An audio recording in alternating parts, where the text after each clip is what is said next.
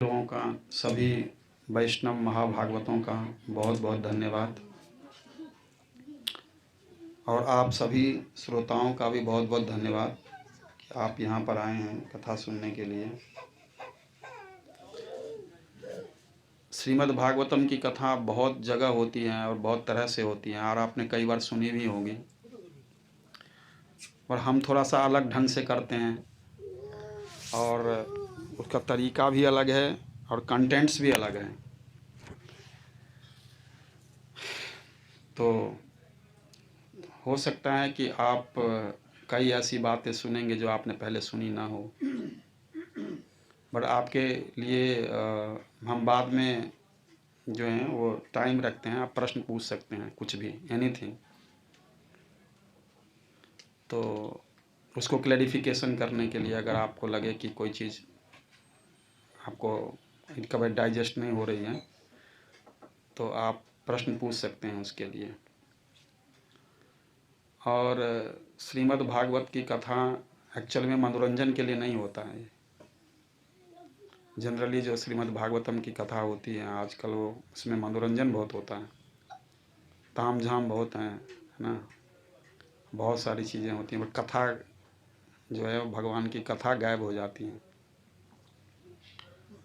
और श्रीमद् भागवतम की कथा जो प्रमुख रूप से जो बड़े बड़े स्तर पर पंडाल लगा के व्यवसायिक स्तर पर होता है, उसमें केवल भागवत की 10वें स्कंद की कथा होती है, जिसमें भगवान कृष्ण का जन्म है ना, बाल लीला और गोवर्धन लीला, रुक्मिणी विवाह इत्यादि इत्यादि जो हैं वो होती हैं। बट हम लोग पूरी भागवत कथा करते हैं। पूरी भागवत मतलब इस श्रीमद् भागवतम में 18,000 श्लोक हैं।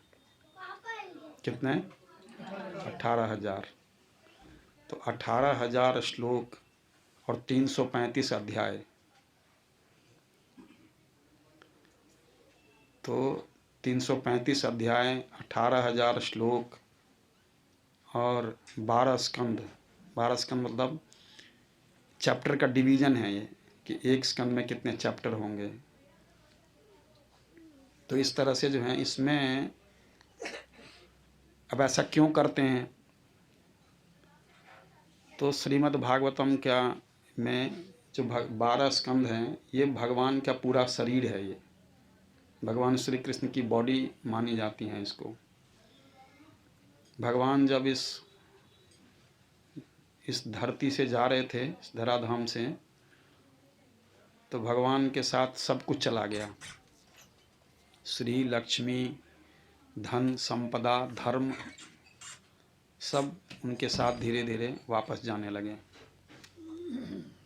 तो उद्धव ने उनको कहा कि अगर बाद में भक्त जो होंगे या जो लोग होंगे उनका उद्धार कैसे होगा अगर धर्म आपके साथ चला गया तो भगवान ने कहा कि मैं धर्म को भागवत में प्रवेश करा देता हूँ। और भगवान ने जो है धर्म को भागवत में प्रवेश करा दिया। तो अगर कोई भी श्रीमद् भागवत की शरण लेगा का मतलब ये है कि वो कृष्ण की शरण ले रहा है। श्रीमद् भागवतम में और कृष्ण में कोई अंतर नहीं है। आध्यात्मिक जगत के कार्य बिल्कुल अलग होते हैं, भौतिक जगत के कार्य बिल्कुल अलग होते हैं। आप सब कोई विश्वास है कि कोई भगवान का धाम होता होगा? यह है, विश्वास है कि नहीं है? है पक्का? कैसे? मन में विश्वास है कि कैसे, तो इतना तो लोग जानते नहीं। मन में विश्वास अच्छी बात है, विश्वास होना ही चाहिए, लेकिन कैसे? अगर मान लीजिए कई बार होता है कि हम जो भावनात्मक रूप से इसको इस तरह से देखते हैं, जैसे आप में से कितने लोग स्विट्जरलैंड गए हैं? एक व्यक्ति। और बाकी जो लोग हैं वो मानते हैं कि स्विट्जरलैंड है पक्का? कैसे? ठीक है, जो होकर आए उसने उन्होंने बताया, अखबारों में पढ़ते हैं, टेलीविज़न में देखते हैं, है ना। इसीलिए मानते हैं ना, नहीं तो कैसे मानोगे आप।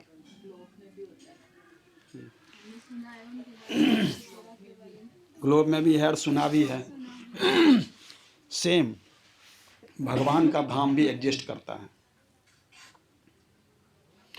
और अगर आप पूरी भागवत कथा को ध्यान से सुनोगे तो मुझे लगता है आपके बहुत सारे मिसकंसेप्शन खत्म हो जाएंगे जो धर्म को लेकर हैं। आप पूरे भारतवर्ष में और पूरे पृथ्वी पर हिंदू लोग या सनातन धर्मी लोग जितना अपने धर्म से च्युत हुए हैं, गिरे हैं, इतना किसी और धर्म का व्यक्ति नहीं गिरा। उसका कारण क्या है?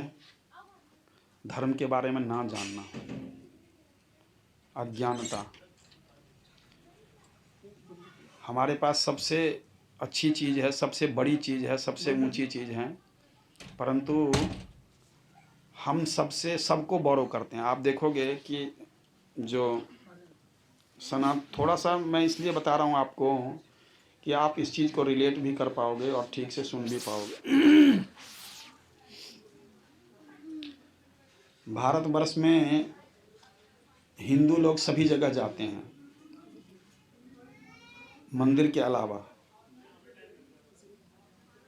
वो बाकी जगह पर भी जाते हैं।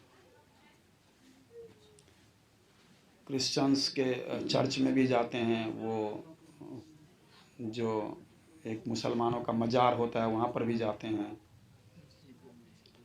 सब जगह जाते हैं, है ना, गुरुद्वारों में, मस्जिदों में। ठीक है, बड़ी अच्छी बात है, पर सिर्फ मंदिर में नहीं जाते या मंदिर के प्रति उनकी वो नहीं है। आपने किसी और को देखा हो कि वो क्रिश्चियंस मंदिर में आते हैं, तिलक लगवाते हैं? देखा है कभी?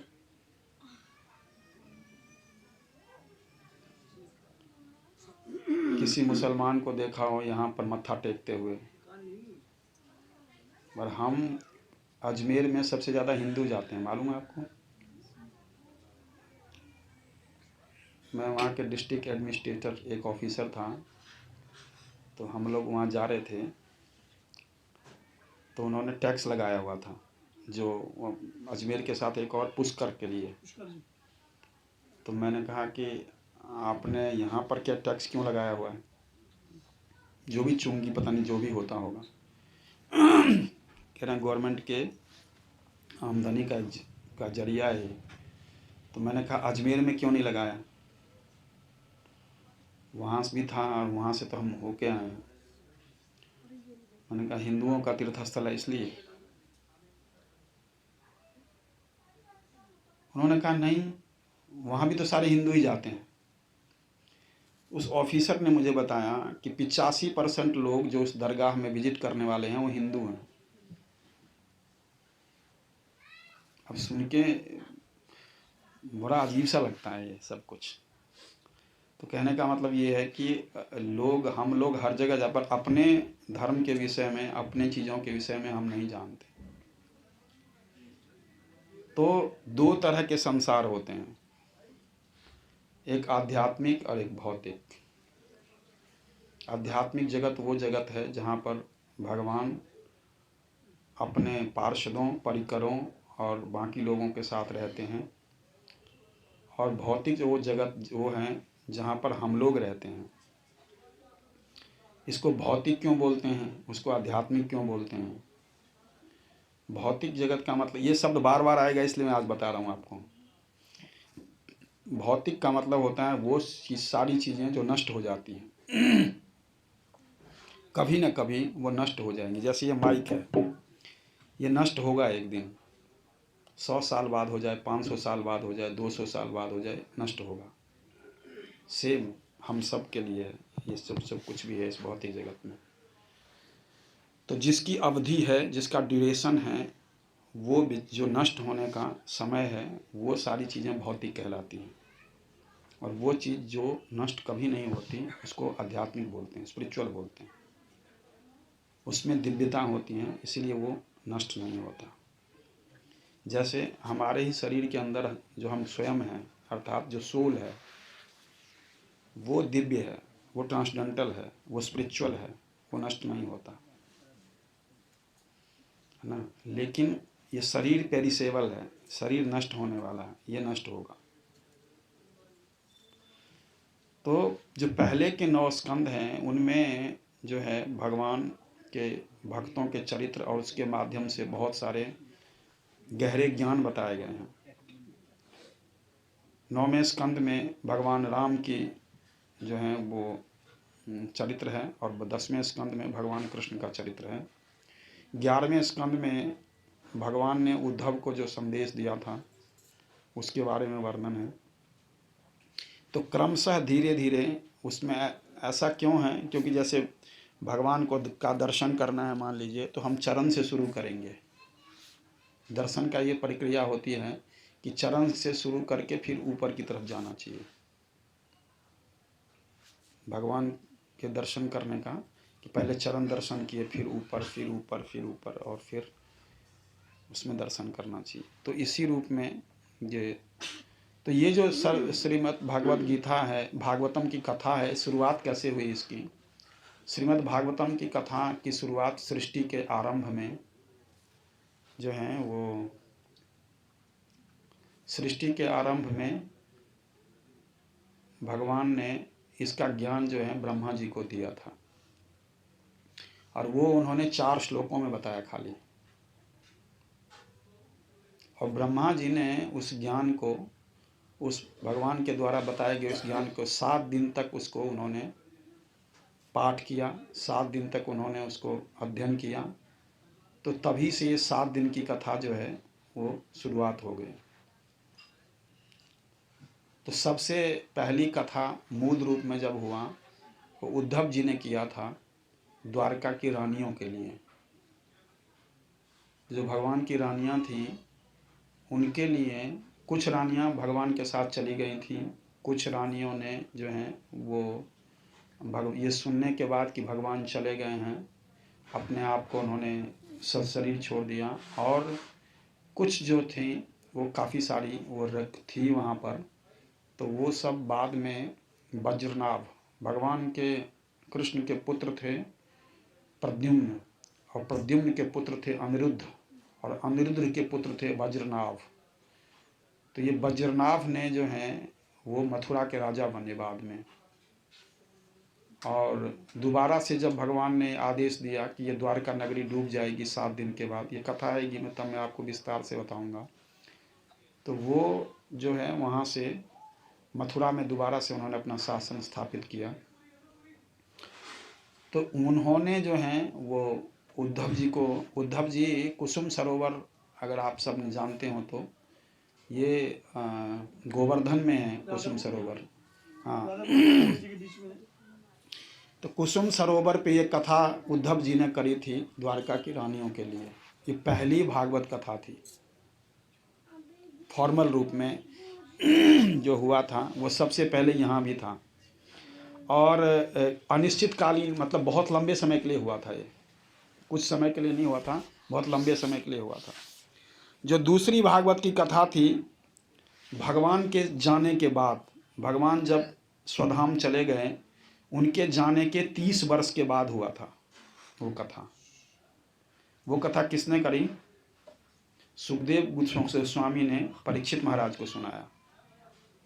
ये दूसरी कथा थी श्रीमद् भागवत कथा, जिसको हम पहले ही सबसे पहली कथा वही है। हाँ, पहले हम यही समझते हैं कि भाई वहीं से शुरुआत। हाँ नहीं, उससे पहले भी हो चुकी हैं ब्रह्मा जी, और फिर दूसरी नंबर पे, तीसरे नंबर पे हैं ये। चौथी कथा हुई सुखदेव और परीक्षित की कथा के 200 वर्ष बाद। कितने वर्ष बाद? 200 वर्ष बाद। कब हुआ? आषाढ़ शुक्ल नवमी से शुरू हुआ था। कथा के वक्ता थे गोकर्ण और श्रोता थे धुंधकारी और बाकी लोग। और ये हुआ था कहाँ? कर्नाटक में तुंगभद्रा नदी के किनारे। तो उसके बाद जो कथा हुई, इस कथा के 306 वर्ष बीतने के बाद कार्तिक शुक्ल नवमी से आनंद घाट पर हरिद्वार में सनकादि ऋषियों ने कथा करी नारद और भक्ति देवी के लिए। और इनके 30 वर्ष के बाद फिर कथा हुई, और वो कथा किया हुआ नैमिषारण्य में। जो कथा सूत गोस्वामी ने करी, किनके लिए? 88,000 ऋषियों के लिए। 88,000 सौनकादि ऋषि थे, उनके लिए फिर ये कथा सुनाई गई। इस तरह से जो है ये कथा का जो क्रम है वो धीरे धीरे नीचे तक आया। तो प्रमुख रूप से जो मैं बता रहा था आपको, श्रीमद् भागवतम की कथा व्यासदेव ने ये श्रीमद् भागवतम को सबसे बाद में लिखा है, सबसे लास्ट में। और इसकी जो महात्म्य है वो पहले ही लिखा जा चुका है, पद्म पुराण के 6 चैप्टर में, स्कंद पुराण के 4 चैप्टर में, 10 अध्याय में भागवत का महात्म्य लिखा जा चुका था। महात्म्य का क्या मतलब होता है? इम्पोर्टेंस क्या है? What is the importance of that book या व्हाट इज लिटरेचर, उसका खास इम्पोर्टेंस क्या है, उसके बारे में पहले लिखा जा चुका था, बाद में भागवत लिखा गया। तो उसमें कृष्ण के स्वरूप के विषय में चर्चा है सबसे पहले, कि भगवान कृष्ण का स्वरूप क्या है। जैसे हम लोग हैं यहाँ पर, मान लीजिए, तो हम लोगों के शरीर में परिवर्तन होता है कि नहीं होता? नित्य परिवर्तन होता है, प्रतिदिन परिवर्तन होता है। परंतु भगवान के शरीर में परिवर्तन नहीं होता है। भगवान जब इस पृथ्वी पर भी थे तो उनकी आयु 125 वर्ष थी। भगवान कृष्ण इस पृथ्वी पर 125 वर्ष रहे। कितने? 125 वर्ष रहे बस। और 125 वर्ष में भगवान के नाती पोते बड़े बड़े थे, मतलब पोते बड़े बड़े थे सब, पर भगवान उतने के उतने ही थे। आप समझ गए? सेम। क्यों ऐसा होता है बताइए? ऐसा हो सकता है? भौतिक जगत में एक चीज ठीक होती है तो दूसरी चीज को गलत होना चाहिए, और आध्यात्मिक जगत में ऐसा नहीं होता। क्यों? क्योंकि वहां पर काल काम नहीं करता। ये जो काल है, जो व्यक्ति को खत्म करता है, वो काम नहीं करता वहां पर। भगवान स्वयं बता रहे हैं, न तदभासयते सूर्यो न शशांको न पावकः यद गत्वा न निवर्तन्ते तद्धामं परमं मम। भगवान कह रहे हैं, मेरे संसार, अपना एड्रेस बता रहे हैं, मेरे रेजिडेंस में, मेरे जगह पर, मेरे लोक में कोई सूर्य चमकता नहीं है। सूर्य चमकता नहीं है। तो क्या अंधेरे में रहते हो आप? अंधेरे में रहते हैं भगवान। इस भौतिक जगत में प्रकाश की क्या व्यवस्था है? सूर्य, और दूसरा चंद्रमा। भगवान कह रहे हैं, न तदभास्यते सूर्यो न शशांको। शशांक किसको बोलते हैं? भगवान कह रहे हैं, चंद्रमा भी नहीं है मेरे जगत में, उसका प्रकाश भी नहीं है मेरे यहाँ। न शशांको न पावक। तो कह रहे हैं कि अग्नि का प्रकाश होगा, कह रहे हैं अग्नि भी नहीं है वहाँ, एग्जिस्ट ही नहीं करता अग्नि, खाना बनाना ही नहीं होता किसी को, अग्नि भी नहीं है वहाँ। तो न शशांको न पावक। फिर कह रहे यद गत्वा, कह रहे हैं वहाँ पर जाकर जो काल है, जो समय, जो सबकी आयु निर्धारित करता है, वो भी यहाँ एग्जिस्ट नहीं करता। तद धामम परमम। भगवान कह रहे हैं वही मेरा धाम है। तो भगवान कैसे रहते हैं? घने अंधेरे में नहीं। सूर्य और चंद्रमा जहाँ से प्रकाश प्राप्त करते हैं, वो भगवान का शरीर है, जिससे सूर्य को प्रकाश प्राप्त होता है, और सूर्य के प्रकाश से चंद्रमा को प्रकाश प्राप्त होता है। आप समझ गए? और भगवान ही व्यक्ति के पेट में वैश्वानर अग्नि के रूप में प्रस्तुत होते हैं। हम जो भोजन करते हैं, ये पचता कैसे है? कभी सोचा आपने? कैसा मशीन बनाया भगवान ने। हमारे जैसे लोग, मान लीजिए, हम सब माँ के गर्भ से उत्पन्न होते हैं, कि माँ को भी नहीं पता कि ऐसा मैन्युफैक्चरिंग कैसे होता है, कौन करता है ये सब। अहम वैश्वानरो भूत्वा प्राणिनां देहमाश्रितः प्राणापान।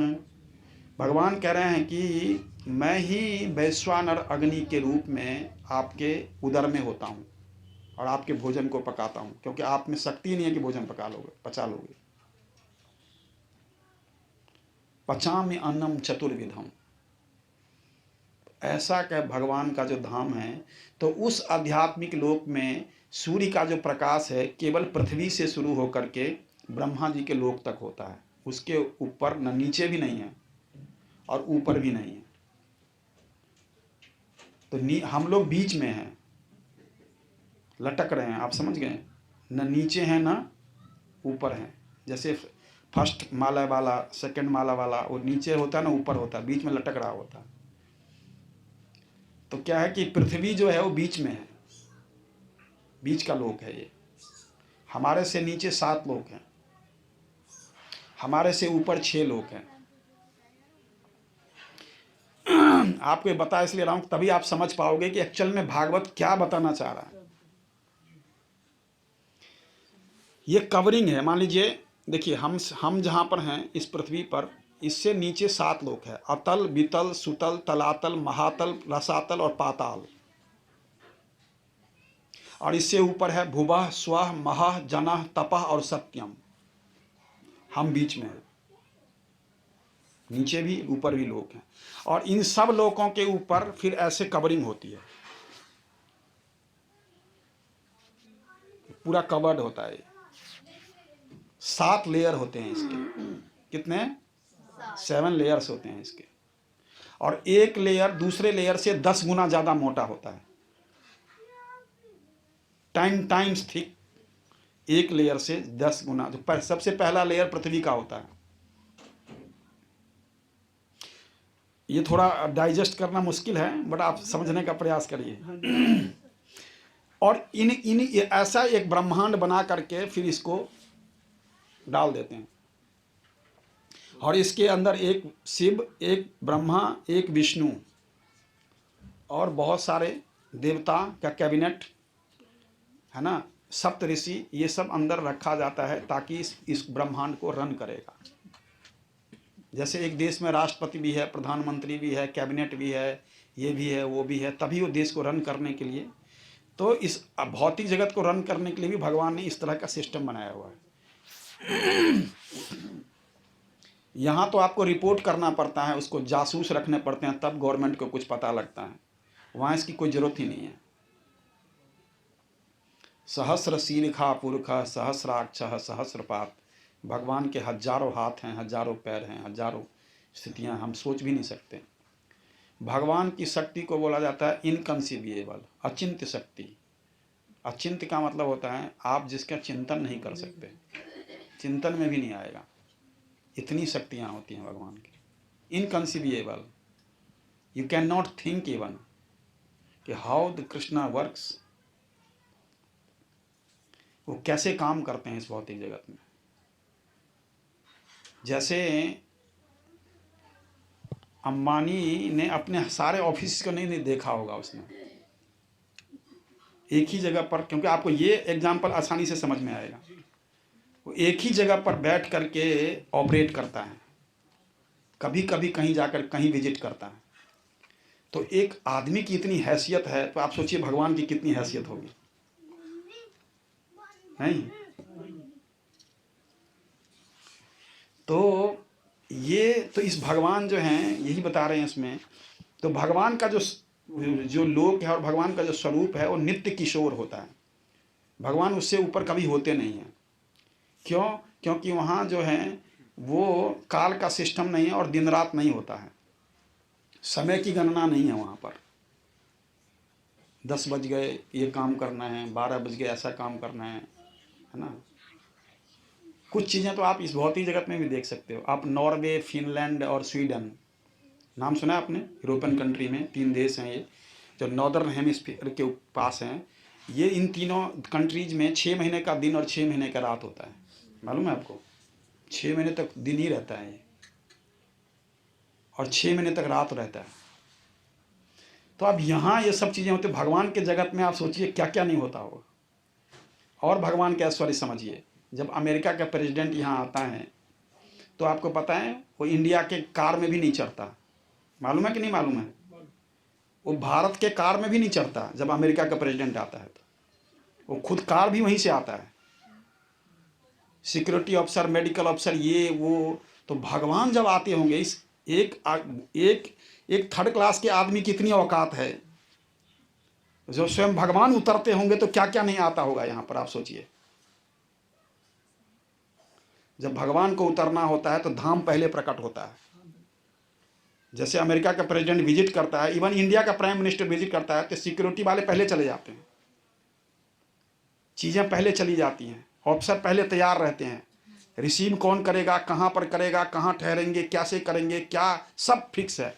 एक घटिया आदमी के लोगों की इतनी औकात है, थर्ड क्लास के देश के थर्ड क्लास के प्राइम मिनिस्टर की, प्रेसिडेंट की इतनी औकात है, तो अनंत कोटि ब्रह्मांड के स्वामी जब भगवान उतरते होंगे नीचे, आप सोचिए कितनी व्यवस्था होती है। नहीं, पवन देव स्वयं खड़े होते हैं, कितनी हवा चाहिए, कितनी कंट्रोल रूम में हवा चलेगी, सारे देव खड़े होते हैं पहले से, कितना करना है, किस रूप में करना है। और इस तरह से भगवान जो हैं पूरी, पहले ही भगवान जब भौतिक जगत में उतरना चाहते थे तो राधा रानी ने कहा कि आप जा रहे हैं, मैंने सुना है। तो भगवान ने कहा हाँ मुझे जाना है, क्योंकि मैं बहुत टाइम से गया नहीं हूँ। तो कहा कि मैं भी चलती हूँ। तो भगवान ने कहा चलिए। तो कहा मैं, अच्छा नहीं लगेगा मुझे, कैसे रहूँगी, तो क्या चाहिए? कहा कि यमुना को आदेश दो, यमुना नीचे जाए, वृंदावन जाए, गोवर्धन जाए नीचे। तो भगवान ने सबको आदेश दिया, आप सब नीचे चले जाओ। सब पहले उतर गए, पहले से तैयार था सब कुछ। प्राइम मिनिस्टर आएंगे खाली फीता काटेंगे, सब कुछ तैयार है पहले से सेम।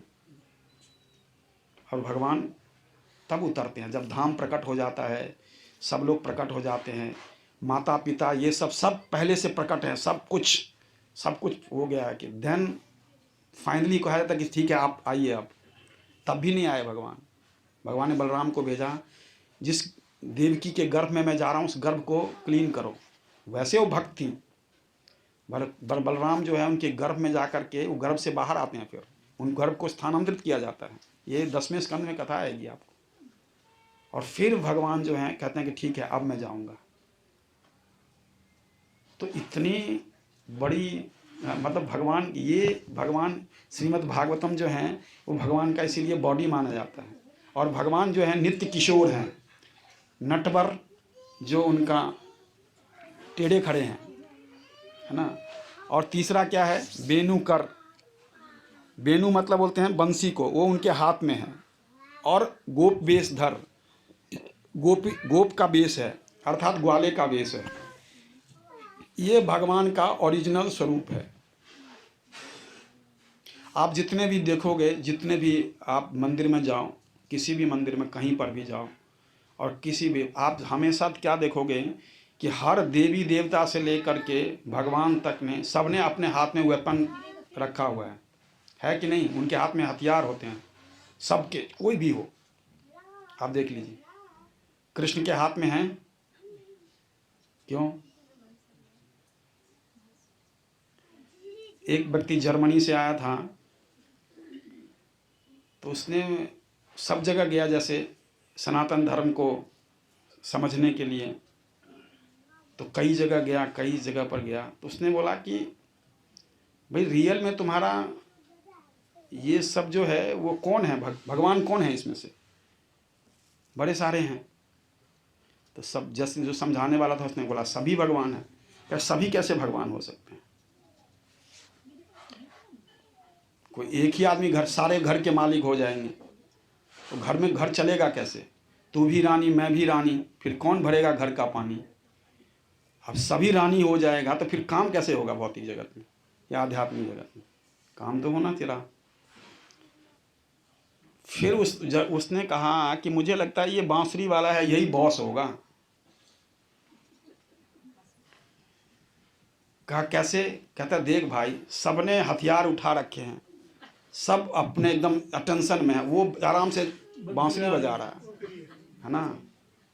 उसको कोई काम नहीं, ये काम वही कर सकता है जिसका कोई काम नहीं है। चैन की बांसुरी कौन देख रहा है? चैन की बांसुरी बजाना तो भगवान ही बजा सकते हैं, क्योंकि उनके अंदर ये औकात है। और इवन यहाँ तक कि भगवान ब्रज में रहे 11 साल लगभग, द्वारका में रहे 8 साल लगभग, और बाकी सारा समय मथुरा में रहे 8 साल, बाकी सारा समय भगवान द्वारका में रहे। भगवान ने कभी भी जो है अपने हाथ में कुछ धारण नहीं किया। कभी ज़रूरत पड़ती थी तो बुला लेते थे सुदर्शन को, आप समझ गए, लेकिन कभी धारण नहीं किया भगवान ने। और भगवान ये जो वेपन्स है, मालूम है आपको, ये व्यक्ति होते हैं, वेपन्स का काम करते हैं। ये ओरिजिनल स्वरूप उनका एक व्यक्ति का है। ये भगवान के जब धाम में होते हैं, व्यक्ति होते हैं, ऐसे व्यक्ति के हाथ जोड़ के खड़े होते हैं भगवान के सामने। और भगवान जब बुलाएंगे तो ये सुदर्शन बन जाएगा, ऐसे बन जाएगा, चक्र बन जाएगा। तो ये तो भगवान जो है, भगवान का ऐसा स्वरूप है वहाँ पर गोप बेस का। तो इस भौतिक जगत में जो पाप हैं, पाप और ताप हैं, पाप का फल ही ताप होता है। रोग क्यों लगता है व्यक्ति को? पाप की वजह से। रोग पाप का परिणाम है और भोग आपके पुण्य का परिणाम है। अच्छा खाना, अच्छा रहना, अच्छा चीज़ें, अच्छी चीज़। आप ये मत कभी समझना कि आपको अच्छा घर मिल गया, अच्छे पैसे हैं घर में, हस्बैंड अच्छे हैं, वाइफ अच्छी है, बच्चे अच्छे हैं, रिश्तेदार अच्छे हैं, तो ये कोई बाई चांस नहीं है। ये बाई चांस नहीं है। ये इस भौतिक जगत में कुछ भी बाई चांस नहीं होता। एक पत्ता भी ऐसे हिलेगा नहीं बाई चांस। ये आपका कमाया हुआ है, ये आपका कमाया हुआ है। और अगर आपने इसको यूं ही व्यर्थ कर दिया तो फिर से नहीं मिलेगा ये सब कुछ। जैसे आपके शॉप में, आपकी फैक्ट्री में कोई लड़का है और आप जैसा चाहते हो वैसा काम करता नहीं है, तो कितने दिन रखोगे आप? 2-3 महीने, 4 महीने, 6 महीने, है ना। फिर कहोगे भाई तू कहीं और देख ले, तेरे बस की नहीं है। अगर हम भगवान ने हमें जिसके लिए शरीर दिया है और वो कुछ भी नहीं कर रहे हैं हम, तो भगवान आपको फिर ये शरीर देने वाले नहीं है, ये याद रखिएगा। Will not give you human body. तो ह्यूमन बॉडी देने का मतलब है उन्होंने अपने जैसा रूप दिया है भगवान ने। ये हमारे जैसे भगवान नहीं है, भगवान जैसे हम हैं। भगवान ने अपने जैसा स्वरूप दिया है जीव को, ताकि वो मुझे समझ सके। 84 करोड़ का जो साइकिल है ना, 84 लाख योनि का इस साइकिल, 4 करोड़ 8 हजार वर्ष लगते हैं एक साइकिल पूरा करने में। कितना? 4 करोड़ 8 हजार वर्ष एक साइकिल को पूरा करने में। ये ह्यूमन कैलकुलेशन बता रहा हूँ। अभी तो बहुत सारी चीज़ें आप हैरान हो जाओगे। तो 3 तरह के ताप होते हैं इस भौतिक जगत में। कौन कौन से? 4 तरह के दुख और 3 तरह के ताप। इन सब सातों को खत्म करता है ये भागवत श्रवण से। केवल श्रवण करने मात्र से, जिस तरह से आप श्रवण करोगे, जितनी श्रद्धा से श्रवण करोगे, उतनी मात्रा में वो चीज़ें आपके जीवन से खत्म हो जाएंगी। तो 4 दुख कौन कौन से हैं? जन्म लेना बहुत बड़ा दुख है किसी जीव का। मृत्यु दूसरा दुख है ये। बुढ़ापा तीसरा दुख है ये। और बीमारी चौथा दुख है ये। कोई ना चाहे तब भी आएगा। कोई चाहता है दुख? कोई चाहता है? पर आते हैं कि नहीं आते? बिना बुलाए आते हैं। क्यों? क्योंकि जब भी ह्यूमन बॉडी दी जाती है, ब्रह्मा जी जब मानव शरीर की संरचना करते हैं तो 3 चीजें फ्री में देते हैं। मालूम है आपको? ब्रह्मा जी जब ये बॉडी देते हैं, बनाते हैं, तो 3 चीजें फ्री में देते हैं। जैसे आप देखो दीपावली पे सेल लगता है और इसके साथ ये फ्री, तो कह रहे हैं ह्यूमन बॉडी ले रहे हो, 3 चीजें फ्री ले जाओ, मृत्यु, बुढ़ापा और बीमारी। आप चाहो या ना चाहो, आपको अच्छा लगे या ना लगे, 3 चीज। आप जितना मर्जी, कॉस्मेटिक्स इंडस्ट्री क्यों चल रही है, जितना मर्जी फैशन करो, जो मर्जी कर लो, है ना, परंतु कोई बूढ़ा होने से अपने आप को बचा नहीं सकता। बूढ़ा तो होगा वो, दैट इज फॉर श्योर, है ना। इसी तरह से इस भौतिक जगत में तो ये 4 दुख हैं। जैसे आप शिव जी के प्रसंग में देखेंगे, जब शिव जी एक ब्राह्मण को श्राप देते हैं, सॉरी एक शूद्र को श्राप देते हैं जब अपने गुरु का अपमान करता है, तो आप सभी कथा तो जानते होंगे, ये रामायण में, हाँ रामायण में एक कथा आती है।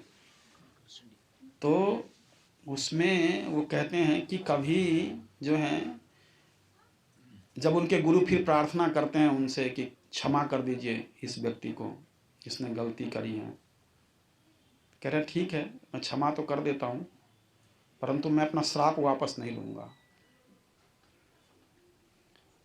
तो फिर कैसे क्षमा किया, तो फिर कह रहा है, जनमत मरत दुसह दुख होई, सो सपनहु नहीं व्यापहिए। कि जन्म और मृत्यु में बहुत दुख होता है, व्यक्ति को बहुत तकलीफ होती है। ऐसा बताया गया है शास्त्रों में कि मृत्यु के समय ऐसा जो कष्ट होता है कि जैसे 26,000 भिक्षु ने एक साथ डंक मारा हो। अब भागवत के 3रे स्कंद में अभी कथा आएगी, 2-3 दिन, कल आ जाएगी शायद या परसों। तो आप हैरान हो जाओगे कि उसमें कैसे वर्णन किया गया कि जीव माँ के गर्भ में कैसे रहता है, क्या स्थिति होती है उसकी, कितना कष्ट झेलता है, तभी वो रोते हुए पैदा होता है। आपने देखा किसी और जीव को रोते हुए पैदा होता है? 84 लाख योनि में से कोई भी जीव रोता हुआ पैदा नहीं होता, केवल आदमी का बच्चा रोता हुआ पैदा होता, शिकायतें करता हुआ जीता है और अंत में पश्चाताप करके मर जाता है। सारा जीवन शिकायत करता जिएगा, मम्मी ने ट्यूशन नहीं लगाया, पापा ने मदद नहीं करी, उसने वजह नहीं करी, है ना, फेल हो गया तो दूसरे पर ब्लेम करेगा, ब्लेम गेम चलता रहता है और जीवन के अंत तक चलता है। तो यही कहना है कि 4 तरह के दुख हैं और 3 तरह के ताप, आध्यात्मिक, आदि भौतिक, आदि दैविक। आपको याद नहीं रहेगा बट समझने का प्रयास करिए। आदि भौतिक, आदि दैविक और आदि आध्यात्मिक, ये 3 तरह के ताप होते हैं। तो सबसे पहले आदि भौतिक। आदि भौतिक क्लेश क्या होता है? पड़ोसी गलत मिल गया, आपको तंग हो रहे हो उससे, रिश्तेदार गलत मिल गया, आपका पैसा लूट लिया, बेवकूफ़ बना गया, कोई पैसा लिया मार दिया, उसने दिया नहीं, है ना, किसी ने कोई ज़बरदस्ती किसी बात वजह से परेशान करता है आपको, कोई दूसरे जानवर से परेशान हो रहे हो, घर में चूहों से परेशान हो रहे हो, आप मच्छर से परेशान हो रहे हो, इसको क्या बोलते हैं? आदि भौतिक क्लेश। आदि भौतिक क्लेश। आदि भौतिक क्लेश का मतलब है जो दूसरों से हमें प्राप्त होता है। कुत्ता, बिल्ली, जानवर, आदमी, रिश्तेदार, ये वो, कोई भी अगर आपको परेशान करता है, दुख देता है, तो इसको बोलते हैं आदि भौतिक क्लेश। फिर है आदि दैविक क्लेश। आदि दैविक क्लेश, बहुत भयानक सर्दी पड़ रही है, देवताओं के द्वारा दिया गया क्लेश, बहुत सर्दी पड़ रही है, बहुत गर्मी पड़ रही है ना, कोरोना फैल गया, महामारी फैल गई, बाढ़ आ गया, सूखा पड़ गया, ये सब क्या है? अर्थक्वेक, ये सब क्या है? आदि दैविक क्लेश। इससे भी व्यक्ति भुगतता रहता है। और उसके बाद है आध्यात्मिक क्लेश। आध्यात्मिक क्लेश क्या होता है? जो हमें इस शरीर से प्राप्त होता है और मन से प्राप्त होता है। मोस्टली लोग इस शरीर के दुख से परेशान रहते हैं। कुछ ना कुछ तकलीफ आ जाती है, कुछ ना कुछ तकलीफ आ जाती है ना। एक ठीक करो तो दूसरा तैयार होता है, पता चला कुछ और प्रॉब्लम आ गई। अब मन हमारा ठीक नहीं होता। किसी ने हमारे हिसाब से कर दिया तो सुखी हो जाते हैं, किसी ने आपके विपरीत काम कर दिया दुखी हो गए, है ना, एकदम मोरोस हो गए। क्या है, इसने मेरी बात सुनी नहीं। हर व्यक्ति स्वयं को खुश करने के लिए यहाँ आया है, आपको प्रसन्न करने के लिए नहीं आया कोई। हमें समझ, हम अगर हमारी अंडरस्टैंडिंग ठीक हो जाएगी तो हम तकलीफ ही नहीं होगी आपको। हर समय आप ये सोचोगे कि मेरे हिसाब से काम हो, ये संभव ही नहीं है। वन कैन नॉट हैव, आप बिल्कुल ही नहीं हो सकता कि आपके हिसाब से सब काम करेंगे। एक ही व्यक्ति के साथ हो सकता है, वो है भगवान।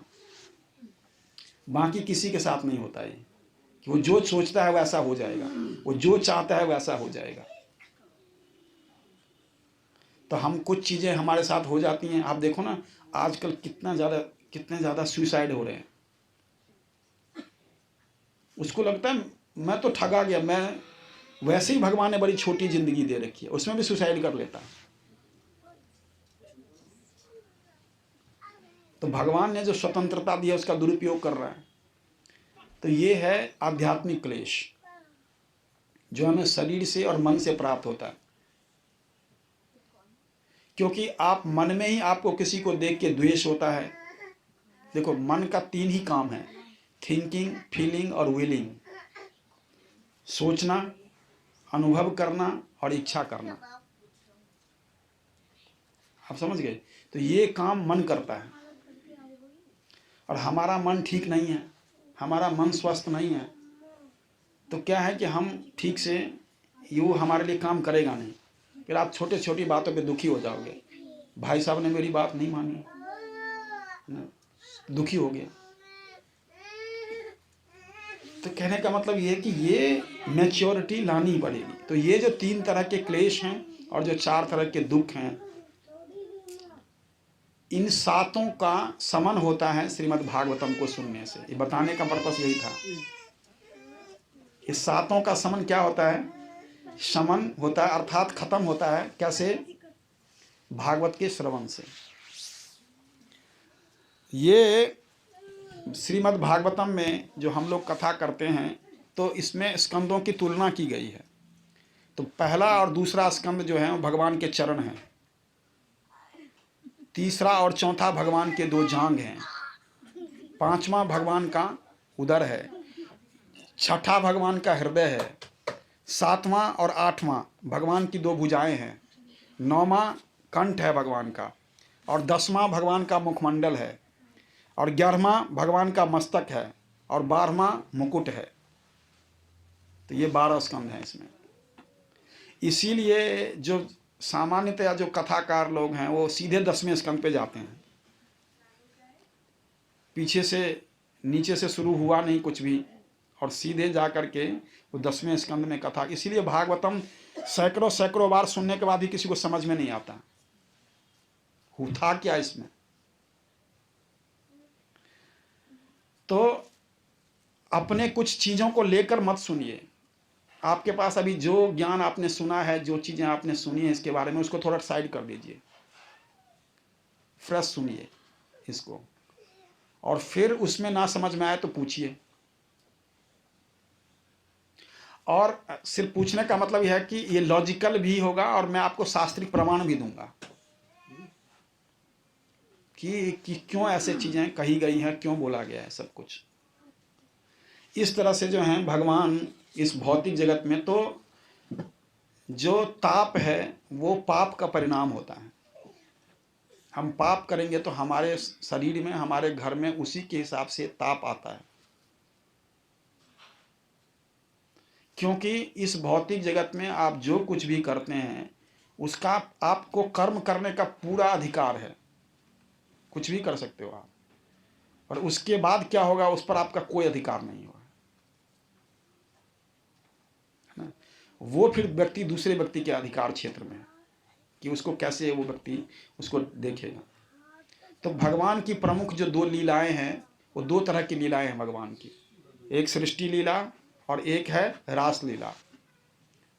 तो सृष्टि लीला पहले समझेंगे तो रास लीला समझ में आएगी,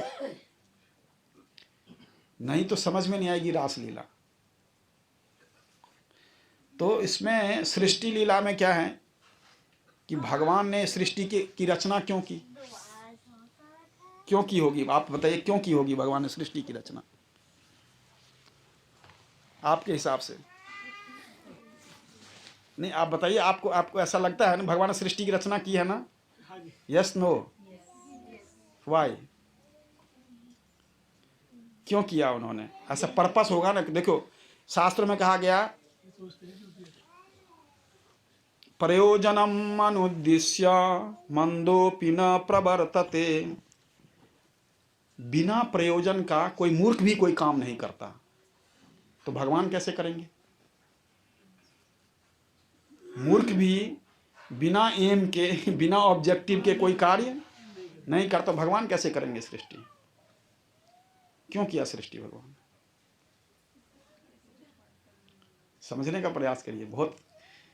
सृष्टि आप चलो आपके हिस्सा लेवल पे पूछता हूँ, आपको फिर समझ में आ जाएगा। आप में से फार्म हाउस है किसी का? नहीं है। दूसरे घर में, दूसरे शहर में घर?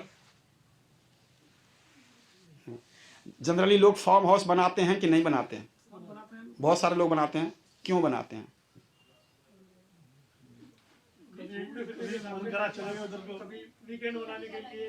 एंजॉय करने के लिए।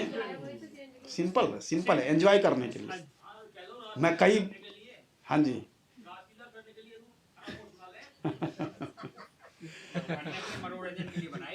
हाँ, तो जो व्यक्ति एंजॉयमेंट के लिए व्यक्ति अपने फार्म हाउस बनाता है ना। हमने फार्म हाउसों में भी भागवत कथा करी इसलिए बता रहा हूँ। तो मैंने उनसे पूछा आपने क्यों बनाया इसको? कह रहे अब उनका घर है बहुत बड़ी जगह, महारानी बाग में रहते हैं, महारानी बाग में कोठी है, फार्म हाउस है वो छतरपुर की तरफ, उससे इधर फार्म हाउस हैं सारे। मतलब इतना बड़ा फार्म हाउस में, उसमें बोट चलता है, मतलब मैंने बोटिंग की हुई है उस फार्म हाउस के अंदर। तो क्यों बनाया है? एंजॉय। और रहते नहीं है ना फार्म हाउस में ना उसमें, रहते हैं होटल में ज़्यादातर। दिल्ली का एक होटल में उनका कमरा बुक ही होता है। तो कहने का मतलब ये था कि क्यों बनाया? एंजॉयमेंट के लिए। तो भगवान ने ये सृष्टि अपने एंजॉयमेंट के लिए बनाई है। किसके लिए? हाँ, और इसमें हम एंजॉयमेंट करने लगते हैं। आपके फार्म हाउस में आपका नौकर एंजॉयमेंट करता रहे आपके बदले, है ना, आपको कैसा लगेगा? लेकिन वो एंजॉयमेंट अच्छा है तब जब वो मालिक के साथ अलाइन रहेगा, और जैसा मालिक चाहेंगे वैसा करेगा, तो वो भी वही एंजॉय करता है, करेगा कि नहीं? उसी फॉर्म में वो भी रहता है, वो भी एंजॉय कर रहा है, मालिक भी एंजॉय कर रहा है। वो जो मालिक जो खाता है वही चीज़ वो भी खा रहा है कि नहीं है? क्यों? क्योंकि मालिक के साथ अलाइनमेंट है उसकी, है ना। तो हमारा अलाइनमेंट होगा भगवान के साथ, फिर भगवान की सृष्टि को अगर हम एंजॉय करते हैं तो भगवान को बुरा नहीं लगेगा। लेकिन अगर हम भगवान के साथ हमारा अलाइनमेंट नहीं है और फिर हम इस सृष्टि को भोगते चले जा रहे हैं केवल अपने लिए, तो फिर समस्या है। तो हम सब यहाँ जो रहते हैं वो केवल एक धर्म का पालन करते हैं ज़्यादातर लोग। वो क्या है? देखिए हम सब जब पैदा होते हैं तो हमारे दो धर्म होते हैं। कितने? दो धर्म लेकर पैदा होते हैं हम सब, एक शरीर का और एक हमारा खुद का। खुद का मतलब सोल का, सोल के लेवल पर, एक बॉडी लेवल पर दो धर्म होता है, शरीर के स्तर पर और एक होता है सोल के लेवल पर, आध्यात्मिक स्तर पर। तो शरीर के लेवल पर तो हम सारे धर्म का पालन करते हैं, करते कि नहीं करते? देखिए, आप माइंड मत करिएगा कोई भी, लेकिन आप समझने का प्रयास, मैं केवल आपको समझाने के लिए बात बता रहा हूं। आपका अपने माता पिता से किस लेवल का संबंध है? किस तरह का संबंध है? शरीर के लेवल का। माता पिता शरीर के हैं, सोल के माता पिता तो एक ही है, ठीक है। हम पत्नी से कैसे संबंधित हैं? शरीर से। हम बच्चों से कैसे संबंधित हैं? शरीर से। तो ये सारे रिश्ते किसके हैं? माता पिता भाई बंधु रिश्तेदार किसके हैं ये सब? और वो हम निभाते भी हैं पूरी तरह से। शारीरिक रिश्ते निभाते हैं कि नहीं निभाते? पर ओरिजिनल व्यक्ति, तोते को बाहर से आप है ना पिंजरे को ठीक कर रहे हो, अंदर तोता भूखा मर रहा है। जो हम सोल है अंदर, उसके रिलेशन हम निभाते नहीं। जो सोल है हम, हमारे लेवल पर, उसके लिए हम कभी चिंता नहीं करते, उसके बारे में हमने कभी फिक्र नहीं करी। तो कहने का मतलब ये है कि सोल के जो आत्मा का धर्म है उसको कोई नहीं निभाता, हम शरीर के सारे धर्म निभाते हैं। जन्म से लेकर के टिल द डेथ हम केवल और केवल क्या करते हैं? शरीर के रिश्ते निभाते हैं। तो शरीर के साथ रिश्ते खत्म हो जाते हैं, शरीर के साथ रिश्ते खत्म। या ऐसा तो नहीं है कि पिछले जन्म का रिश्तेदार इस जन्म में भी आ गया हो, नहीं है ना? हो सकता है, वो कई सारी चीजें हैं, वो हो सकता है, वो आगे आएगा वो भी बताऊंगा आपको। बट सामान्यतया ऐसा नहीं होता, इन जनरल वे ये ऐसा नहीं होता। तो कहने का मतलब ये है कि हम शरीर के रिश्ते निभाते हैं, खुद के रिश्ते नहीं निभाते। जो हमारे खुद के हैं अर्थात आत्मा का जो रिश्ता है रियल में, वो उस एक ही रिश्तेदार है आत्मा का, वो है परमात्मा अर्थात भगवान। तो हर व्यक्ति के दो धर्म हैं, तो उसको ये धर्म भी निभाना चाहिए। और उसी धर्म को याद दिलाने के लिए श्रीमद् भागवतम की जो है वो कथा प्रस्तुत की जाती है। फिर भगवत गीता आपने सुना है, और भागवत एक ही है कि दो हैं? वेरी नाइस माता जी, थैंक यू। दो अलग अलग चीज हैं। Bhagavad Gita is spoken by Krishna, Bhagavatam is spoken by devotee for Krishna. Shrimad Bhagavatam को भक्तों ने कहा है भगवान के लिए, और श्रीमद् भगवत गीता भगवान ने कहा है हाँ जीव मात्र के लिए। तो सबसे बड़ा ग्रंथ कौन सा है? क्यों? हाँ, कथाओं का मेल तो ठीक है, जबकि भगवान ने जो बोला उसको इतना इम्पोर्टेंट नहीं है जितना इम्पोर्टेंट किसको है? भक्त ने बोला है, उसको ज्यादा महत्व है। ये भक्त ने बोला है भगवान के लिए, इसलिए भागवतम का ज्यादा महत्व है। जो भागवतम भगवत गीता से ऊंचा स्थान है भागवतम का। जबकि भगवत गीता किसने बोली है? श्री कृष्ण स्वयं। और इसमें 700 श्लोक हैं, 18 अध्याय हैं, इसमें 18,000 श्लोक हैं। यस। भगवान ने जो सृष्टि क्रिएट करी एंजॉयमेंट के लिए करी, तो भगवान को एंजॉयमेंट की कैसे जरूरत है ये पूछना है अभी। इनमें कैसे जरूरत है? भगवान को एंजॉयमेंट की क्या जरूरत है जो उन्होंने सृष्टि क्रिएट? भगवान अच्छा प्रश्न है आपका। भगवान अकेले हैं एक्चुअली में, कोई है नहीं। तो भगवान एक बार जो है, ये वेद में आता है जो आप पूछ रहे हो, भगवान कह रहे हैं एको हम बहुत श्यामा, मैं अकेला हूं बहुत हो जाता हूं। आप समझ गए, अकेला हूं बहुत हो जाता हूं। इसको थोड़ा वो कर लीजिए प्लीज, नहीं तो ना वो सारी गंभीरता खत्म हो जाती है। पीछे ले पकड़ लेके पीछे लेके चले जाइए प्लीज।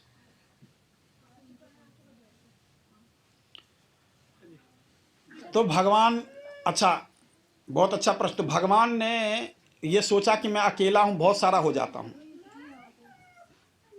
ये कल्पना की भगवान ने। तो जो भगवान की शक्तियां हैं वो बहुत सारी शक्तियां हैं, पर सारी शक्तियां 3 भागों में डिवाइडेड है, अंतरंगा, बहिरंगा और तटस्था। 3 तरह की शक्तियां हैं भगवान की। अब भगवान जो ये सृष्टि करते हैं, जैसे हम लोग यहाँ पर हैं, मान लीजिए आप घर में कुछ प्रोग्राम्स करते हो, जैसे बच्चों का बर्थडे या कुछ ऐसी चीज़ें करते हो, तो उसमें आप लोगों को क्यों बुलाते हो? बताइए, आपके लिए प्रश्न है। आप लोगों को क्यों बुलाते हो? समाज की वजह से क्या? भाई सामाजिक कोई भी काम लोग देखें बट बेटे का जन्मदिन मना रहा हूँ और एंजॉयमेंट होगा, ठीक है। हाँ, परफेक्ट। हालांकि भगवान आत्मा राम है, उनको किसी की जरूरत नहीं है। इवन किसी को उत्पन्न करने के लिए भी उनको किसी की जरूरत नहीं है, सिर्फ मतलब माता लक्ष्मी की भी जरूरत नहीं है। फिर भी भगवान जो हैं ये करते हैं, क्योंकि variety is the mother of enjoyment. आप समझ गए, जो विभिन्नता है वो सभी एंजॉयमेंट की माँ है। मतलब विभिन्न प्रकार, जैसे हम खाते हैं, भोजन तो रोटी दाल से भी हो जाएगा, पेट भर जाएगा, पर सलाद भी है, चटनी भी है, सब्जी भी है, पनीर भी है, ये भी हो। क्यों? ज़्यादा एंजॉयमेंट होगी, वैरायटी ज़्यादा होगा तो एंजॉयमेंट ज़्यादा होगा। भगवान ने इसलिए ऐसे किया कि जितने ज़्यादा जीव होंगे तो उनको देखूंगा कि मैं करते क्या है ये। 84 लाख यूनिया बना दी। हाँ, कि बच्चे बच्चे खेलते हैं, लोग आप समझ रहे हो बात को। हम पहले ही कठपुतली, आप कठपुतली का नाच बैठो, देखा ना अपने कठपुतली का, आप बैठो वो आप देख रहे हो कठपुतली का जो बजाने वाला बड़ा एंजॉय करता है। तो भगवान ने करता कि बच्चे बच्चे खेल रहा है, परिवार खेल रहा है। ये ज़मीन मेरी है, 100 गज मेरी, 500 गज तेरी, 200 गज मेरी। भगवान कहते हैं ज़मीन मेरी, बांट रहा है, बड़ा आनंद लेते हैं भगवान, बहुत मजा आता है ना। बहुत बढ़िया, तालियां बजाते हैं, बहुत बढ़िया, बहुत बढ़िया है। और बहुत एंजॉय करते हैं एक्चुअली में, क्या बढ़िया है ना सब कुछ। भगवान 2 बार बहुत जोर से हंसते हैं, जब डॉक्टर कोई कहता है कि बचा लूंगा मैं, आप चिंता मत करो, है ना। हाँ, और कोई ज़मीन बांट रहा होता है, कह रहे तेरी ये इधर है, मेरी इधर है, ज़मीन मेरी बांट ही रहा है। अजीब सा, जैसे हम नया ईयर मनाते हैं ना, अभी मनाया दीवानी शादी में अब्दुल्ला बेगाना, इसी को बोलते हैं। क्रिश्चियन का न्यू ईयर है, आप क्यों मनाते हो? आप क्यों एंजॉयमेंट करने जाते हो? What is your there? Nothing. केवल हम नकल करते हैं, केवल नकल करते हैं। अपनी संस्कृति के ऊपर कोई भरोसा नहीं। हम अपने इस ईयर को तो जानते भी नहीं कि कब आता है, कब चला, कब शुरू हो जाता है। नया संवत्सर कब शुरू होता है हमें मालूम भी नहीं होता है, कौन सा महीना चल रहा है। और ये कह रहा है कि पूछिए कौन सा महीना चल रहा है, तो ये भी नहीं पता होगा। मतलब हमारा कौन सा महीना चल रहा है नहीं पता, माघ चल रहा है। तो ये बड़ा भयानक है, आप समझ गए। तो भगवान जो हैं ये इसीलिए करते हैं। हालांकि भगवान कह रहे हैं, देखिए बड़ी अच्छी बात है, समझने का प्रयास की। भगवान कह रहे हैं काम कौन करता है, आप ये बताओ कौन काम करता है? जैसे आप सब लोग काम करते हो ना कहीं कुछ ना कुछ, क्यों करते हो बताइए? कुछ कमाने के लिए, मतलब आवश्यकता है कुछ, आवश्यकता है। ठीक है ना, बिल्कुल ठीक है। और या डिजायर है, 2 ही वजह से काम करता है व्यक्ति। कुछ इच्छा है कि कोठी बनाऊंगा, है ना, या कुछ नीड है भाई कपड़े की, जो घर के सामान की जरूरत है, तो वो। तो व्यक्ति 2 ही वजह से काम करता है, या तो नीड है या डिजायर है, इच्छा है या आवश्यकता है। भगवान के पास ये दोनों नहीं है, तो भगवान काम क्यों करेंगे? ठीक बात है।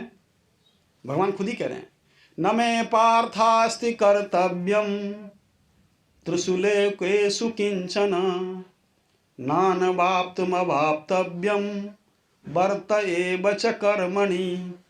कि मेरे लिए इस भौतिक जगत के अंदर कुछ भी ऐसी कार्य नहीं है जो मुझे करना है, क्योंकि मुझे कुछ प्राप्त करना नहीं है। आपके पास सब कुछ है, आपको क्या प्राप्त करना है? सब आपका ही है। और कह रहे मुझे कोई आवश्यकता भी नहीं, फिर भी मैं तुम्हारा रथ चला रहा हूं। भगवान कह रहे हैं फिर भी मैं तुम्हारा रथ चला रहा हूं। क्यों? यद यद आचरति श्रेष्ठा तत्तद एव इतरो जनः स यत् प्रमाणम कुरुते लोकस्तद अनुवर्तते। अगर मैं काम नहीं करूंगा, क्षत्रिय के शरीर में आया हूं मैं, भगवान कह रहे हैं मैं क्षत्रिय के शरीर में आया हूं। भगवान क्या थे? क्षत्रिय थे क्या ग्वाले थे? क्षत्रिय थे। क्षत्रिय के शरीर में आया हूं तो मुझे काम करना ही चाहिए, और मेरे लिए कोई काम है नहीं, इसलिए मैंने सोचा कि मैं तुम्हारा रथ चला दूंगा। क्योंकि अगर ऐसा नहीं करूंगा तो यद यद आचरति श्रेष्ठा तत्ते देव इतरो जना। जो बड़े बड़े लोग करते हैं, नीचे के लोग उसी को फॉलो करते हैं। मैं काम नहीं करूंगा यहाँ इस शरीर में आकर के, तो बाकी लोग भी काम नहीं करेंगे। इसीलिए मुझे काम करना पड़ रहा है, केवल तुम्हें शिक्षा देने के लिए, बताने के लिए कि इस भौतिक जगत में जब होगे तो तुम्हें काम करना पड़ेगा। तो भगवान ने इसीलिए इस सृष्टि को बनाने के पीछे भगवान का उद्देश्य अपना एंजॉयमेंट था, हमारा एंजॉयमेंट नहीं। हमारे एंजॉयमेंट के लिए नहीं बनाया भगवान ने। आप अपना फार्म हाउस बनाते तो, आप अपनी फैक्ट्री बनाते तो अपने लिए कि मेरे लिए? हाँ, सिंपल है। और मैं जाके ट्रेसपास मतलब उसमें जबरदस्ती घुस जाऊं तो आपके फॉर्म में, आपके मकान में कोई नौकर मौज कर रहा है और आपकी कोई वैल्यू नहीं करता, तो भगवान कितने सहन करते हैं वो देखिए। हमारे इस नादानियों को कैसे सहन करते हैं। लोग गालियां देते हैं, उल्टी सीधी बातें बोलते हैं, फिर भी बर्दाश्त करते हैं भगवान, फिर भी बर्दाश्त करते हैं। हमारे पास धन है, अगर आपको ऐसा कोई बोले तो आप छोड़ोगे उसको? लेकिन भगवान सब तब भी कुछ नहीं कहते। इसीलिए हमें भी एक दूसरे को सहना चाहिए, क्योंकि भगवान हमें सह रहे हैं। भगवान हमें सह रहे हैं। इसलिए पति पत्नी में कई बार छोटी छोटी बातों को लेकर जो है वो प्रॉब्लम हो जाती है। नहीं, सहना पड़ेगा। जो सहेगा वही रहेगा, जो सहेगा नहीं वो रहेगा नहीं। उसके यहाँ खंड होना ही है। परिवार विभक्त हो जाएगा, समाज विभक्त हो जाएगा, चीज़ें विभक्त हो। ये क्रिश्चियन संस्कृति की वजह से हम सब ऐसा कर रहे हैं कि मैं क्यों तुम्हारी बात मानूं, मैं क्यों ऐसे करूं। हम सबका दोनों, हम शरीर भगवान ने अलग अलग बनाए हैं, उनके कर्तव्य अलग अलग बनाए हैं, उनके तौर तरीके अलग अलग बनाए हैं। तो हमें उसी के हिसाब से हम काम करेंगे तो आप भी को भी आनंद आएगा, दूसरों को भी अच्छा लगेगा, दोनों प्रसन्न रहेंगे और दोनों ठीक से रहेंगे। आर्टिफिशियली कोई कुछ बनना चाहता है, ये असंभव नहीं। मैं पिछले कर्म के हिसाब से मान लीजिए कि कोई गरीब बना है, अब वो चोरी करके धन ला रहा है कि अमीर बन जाऊंगा। तू तो सबसे पहले भगवान को चैलेंज कर रहा है। एक व्यक्ति को भेजा गया जेल में कि भाई, जेल में क्यों भेजने का क्या उद्देश्य होता है सरकार का? व्यक्ति सुधर जाए, पनिशमेंट है तेरा भाई, तुझे यहीं रहना है। और वहां गुंडागर्दी करने लगे तो हम भी ऐसी करते हैं। यहाँ पर हमें जिस परिवार में, जिस शरीर में, जिस जगह पर भेजा गया है, वहाँ पर उसी रूप में जो भगवान ने दिया है आप काम जरूर करिए। तो जो मिलता है उससे संतुष्ट रहिए। जिस तरह की चीज़ें हमारे घर में हैं, जो चीज़ें हैं, संतुष्ट रहिए, तो फिर कन्फ्लिक्ट नहीं होगा, इतनी चिंताएं नहीं होंगी। आपके हिस्से की चीज़ आपके पास आ रही है, आपके हिस्से की जो चीज़ है वो कहीं से भी आ जाएगी, अपने आप आ जाएगी। जैसे दुख बिना बुलाए आता है, वैसे सुख भी बिना बुलाए आएगा। आएगा कि नहीं आएगा? मैं आपको आगे बताऊंगा क्यों, कैसे आता है ये जीवन में ऐसे चीज़ें। तो भगवत गीता जो है, जो मैं बता रहा था आपको कि भगवत गीता, इसमें संपूर्ण शास्त्र का निचोड़ है, सार तत्व है, फिलॉसफी है उसमें, सिद्धांत है उसमें, उसमें कथा नहीं है ना। और उसका सार तत्व का एक ही पर्पस है। पूरी भगवत गीता का भगवान एक श्लोक में निचोड़ दे देते हैं, क्या? मुझे समर्पण कर दो, मेरी शरण ग्रहण कर लो। सर्वधर्मान् परित्यज्य मामेकं शरणं व्रज अहम त्वाम सर्व पापेभ्यो मोक्षयिष्यामि मा शुच। ये भगवत गीता का सार है कि सभी धर्म को छोड़ो, मेरी शरण ले लो और मैं तुम्हारा उद्धार कर दूंगा। तो और वो शरणागति लेनी कैसी है, वो श्रीमद् भागवतम में बताया गया है। ये how to take shelter of Shri Krishna. आप भगवान के शरण में कैसे जाओगे, उसका वर्णन जो है इस श्रीमद् भागवतम में हुआ है। इसीलिए श्रीमद् भागवतम को श्रेष्ठ माना जाता है। और हर परिस्थिति में भगवान को कैसे समर्पित रहना है, ये श्रीमद् भागवतम में बताया गया है। तो इसमें जो सनकादि ऋषियों द्वारा जो हैं वो नारद जी को बताया गया था। भक्ति देवी ने भक्ति देवी द्रविड़ देश से उत्पन्न हुई। द्रविड़ देश बोलते हैं साउथ इंडिया में के 4 जो स्टेट हैं उनको द्रविड़ देश बोला जाता है। तो वहाँ से उत्पन्न हुई और धीरे धीरे करके वो गुजरात, महाराष्ट्र होते हुए फिर वृंदावन पहुँची। तो बूढ़ी हो गई थी। तो वृंदावन में आकर जैसे ही एंटर किया कि भक्ति देवी जो हैं जवान हो गई बिल्कुल। बड़े जो उनका पुत्र था, भक्ति देवी के 2 बेटे हैं, एक ज्ञान और दूसरा वैराग्य। जहाँ भक्ति होगी वहाँ ज्ञान और वैराग्य भी होगा, और जहाँ ज्ञान वैराग्य होगा वहाँ भक्ति भी होगी। तो भक्ति देवी ने जो ज्ञान और वैराग्य है वो बूढ़े रहे, क्योंकि वृंदावन में भक्ति के अलावा किसी की चलती नहीं है। तो नारद जी ने जब उनको देखा तो उन्होंने कहा कि आप कौन हैं देवी, और ये 2 बूढ़े व्यक्ति, बूढ़े आपके साथ कौन है? ये कहें बूढ़े नहीं, मेरे बेटे हैं, ये वृंदावन में आकर के बूढ़े हो गए हैं। और वो खुद सुंदर युवती बन गई। तो कह रही है कि मैं यहाँ रहूँगी नहीं अगर मेरी यहाँ कदर नहीं होगी। तो फिर नारद जी ने कहा कि मैं जो है वो जन जन में आपको स्थापित कर दूंगा, हर व्यक्ति के हृदय में आपको स्थापित कर दूंगा, मैं ये प्रण करता हूँ। और फिर नारद जी ने जो हैं, तो नारद जी जो उनके भाई हैं, कौन? चतुर्कुमार, 4 कुमार, सनक, सनंदन, सनातन और सनत कुमार। ये ब्रह्मा के सबसे पहले पुत्र हैं, और शिव जी ब्रह्मा के दूसरे पुत्र हैं। आप समझ गए, क्रम में है ये। तो उन्होंने जो हैं, आपको मालूम है सनत कुमार जो हैं कितने बड़े हैं? 4 साल के, और आज तक 4 साल के हैं।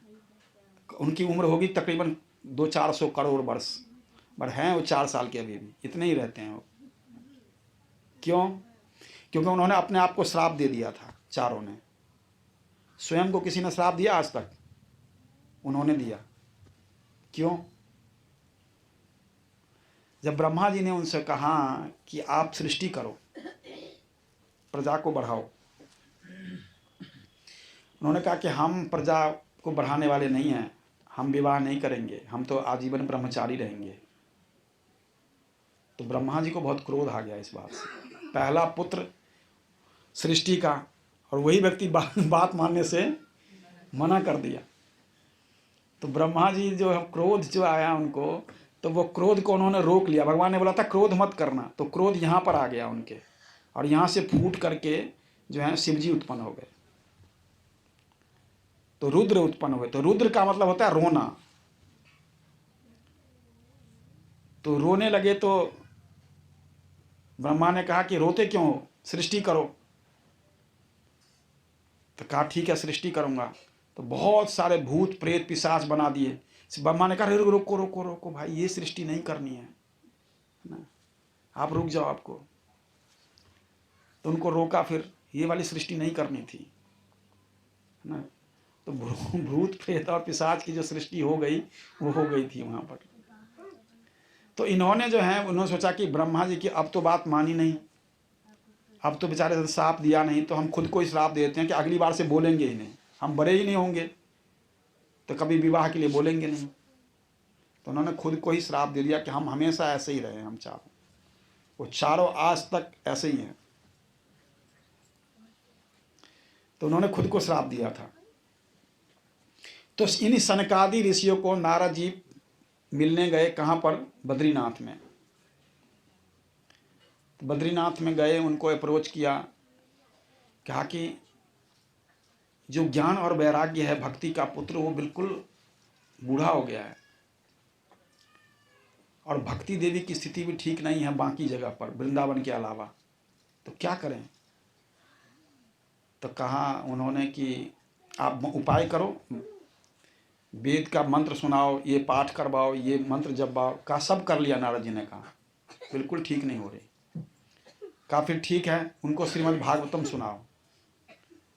तो उन्होंने कहा कि भागवतम सुनाएं। तो कह रहे हैं कि भागवतम सुनाने से ठीक हो जाएंगी? कहा बिल्कुल हो जाएंगी। तो कहा फिर सुनाएगा कौन? तो नारद जी ने कहा कि आप ही क्यों नहीं सुना देते, मैं कहीं और क्यों ढूंढने जाऊं, आप लोग सुना दीजिए। तो उन्होंने कहा कि आप यहाँ बुला लो सबको बद्रीनाथ में। कहा नहीं, ये यहाँ पर नहीं आ पाएंगे, आप लोग नीचे आ जाइए। तो कहा ठीक है, हम हरिद्वार से आगे नहीं जाएंगे। तो चारों कुमार कहाँ आए? हरिद्वार में। और वहाँ पर आनंद धाम घाट है, सप्तऋषि घाट आप गए होंगे, तो वहीं पर आनंद धाम घाट है। तो वहाँ पर वह जो कथा का आयोजन किया गया और उसमें भक्ति देवी जो हैं वो भी सम्मिलित हुई और ज्ञान वैराग्य को भी लेके आया गया वहाँ पर। तो उन्होंने कहा कि ये भागवत सुनने से क्या होगा? तो कहा कि भागवत जो भी सुनेगा, अगर वो श्रद्धा है, उसमें विश्वास है उसको, तो उसको निश्चित रूप से भगवान की कृपा प्राप्त हो जाएगी। तो कहा कौन कौन सुन सकता है? उन्होंने कहा कोई भी सुन सकता है, जो भी सुनना चाहे, सबका उद्धार होगा। कहा सब बिल्कुल होगा। कहा आपके पास कोई उदाहरण है? कहा है उदाहरण। फिर उन्होंने वो कथा सुनाई। कौन सी? गोकर्ण वाली। फिर उन्होंने कहा कि हाँ, तुंगभद्रा नदी के किनारे एक गांव में एक आत्मदेव नाम के एक ब्राह्मण रहते थे और उस ब्राह्मण की कोई संतान नहीं थी। तो वो संतान को प्राप्त करने के लिए बहुत प्रयास किया, पर उन्हें संतान हुआ नहीं। तो एक दिन बहुत दुखी हुए और घर छोड़ के हमेशा के लिए निकल पड़े, अब रहना नहीं है इस घर में। पर जाते जाते संध्या जहाँ पर हुई, तो वहाँ पर एक सरोवर पर रुक गए, क्योंकि संध्या हो गई, कहीं ना कहीं तो रुकना था। संध्या वहाँ सरोवर पर रुके, बड़े दुखी थे, मौन थे। उसी समय वहाँ पर एक ऋषि आए। ऋषि ने देखा ब्राह्मण को, बोला ब्राह्मण देव यहाँ कैसे, और बहुत दुखी लग रहे हो। कहा महाराज मेरा कोई संतान नहीं है और इसीलिए मैं घर से निकल गया हूँ हमेशा के लिए, तो कृपा करिए आप कोई संतान हो जाए। तो उन्होंने कहा भाई तेरे भाग्य में कोई संतान नहीं है। तो कहा महाराज जब आप ये जानते हैं मेरे भाग्य में कोई संतान नहीं है, तो आप ये भी जानते होंगे कि कोई उपाय से हो सकता है ना, तो कृपा करके मुझे कोई संतान दीजिए। तो उन्होंने कहा कोई हठ मत कर, हठ मत कर, चित्रकेतु की तरह हठ कर रहा है। तो उन्होंने कहा कि नहीं महाराज, बहुत अब गिड़गिड़ाने। ब्राह्मण समझ गया कि ये व्यक्ति मुझे हाँ दे सकते हैं। तो गिड़गिड़ाने लग गया, पैर पकड़ बोला, देख भाई, वो संतान तेरे दुख का कारण बन जाएगा। कोई बात नहीं, दुख का कारण हो सुख का, है ना, किसी तरह से हो ना, कैसा भी हो, खोटा सिक्का भी हो, बेटा ना कैसा भी हो जाए, बेटा तो हो। तो उन्होंने कहा कि चल ठीक है, और उन्होंने जो है फिर उनको वरदान दे दिया कि ठीक है, ये फल लेके जाओ और अपनी पत्नी को देना। उनकी पत्नी का नाम था धुंधली। तो धुंधली को उन्होंने इतना अच्छा फल दिया, तो धुंधली सोच रही थी मैं फल खा लूँगी, गर्भवती हो जाऊँगी, पेट बाहर निकलेगा, अगर गांव में आग लग गया तो मैं भाग ही नहीं पाऊँगी, अगर कोई सांप आ गया तो मैं यहाँ से भाग ही दूर नहीं जा पाऊँगी, तो मैं ये सब झंझट नहीं करती। ये ब्राह्मण कोई पड़ा है संतान का, है ना। तो लेकिन पति से उसने बोला नहीं, और उसने क्या किया, वो ले जा करके फल को क्या गाय को खिला दिया। और खुद क्या करती थी, जैसे महीने बढ़ने लगे तो कपड़े बांध लिया। अब ब्राह्मण ने कहा खा लिया, हाँ खा लिया फल, अब कपड़े बांधने शुरू कर दिए। पर कितने दिन कपड़े, है ना। उधर गाय गर्भवती हो गई फल खाने से। धुंधली की बहन उसी गांव में रहती थी, वो गर्भवती थी। तो धुंधली ने सोचा कि ये बड़ा अच्छा है, और ये ब्राह्मण थोड़े अमीर थे। उसने कहा कि देखो जी, मेरा ना संतान होने वाला है, तो मैं अपने बहन को ले आती हूँ। हाँ, अब कौन मना करेगा, बिल्कुल ले आओ। तो उसका जो संतान हुआ उसको उसने अपना बोल करके दिखा दिया ब्राह्मण को, और फिर उसका नाम धुंधकारी रखा। धुंधली का संतान होने से धुंधकारी रख दिया नाम। उधर गाय ने भी एक बच्चे को जन्म दिया। तो आश्चर्य की बात ये थी, गाय ने मानव के बच्चे को जन्म दिया।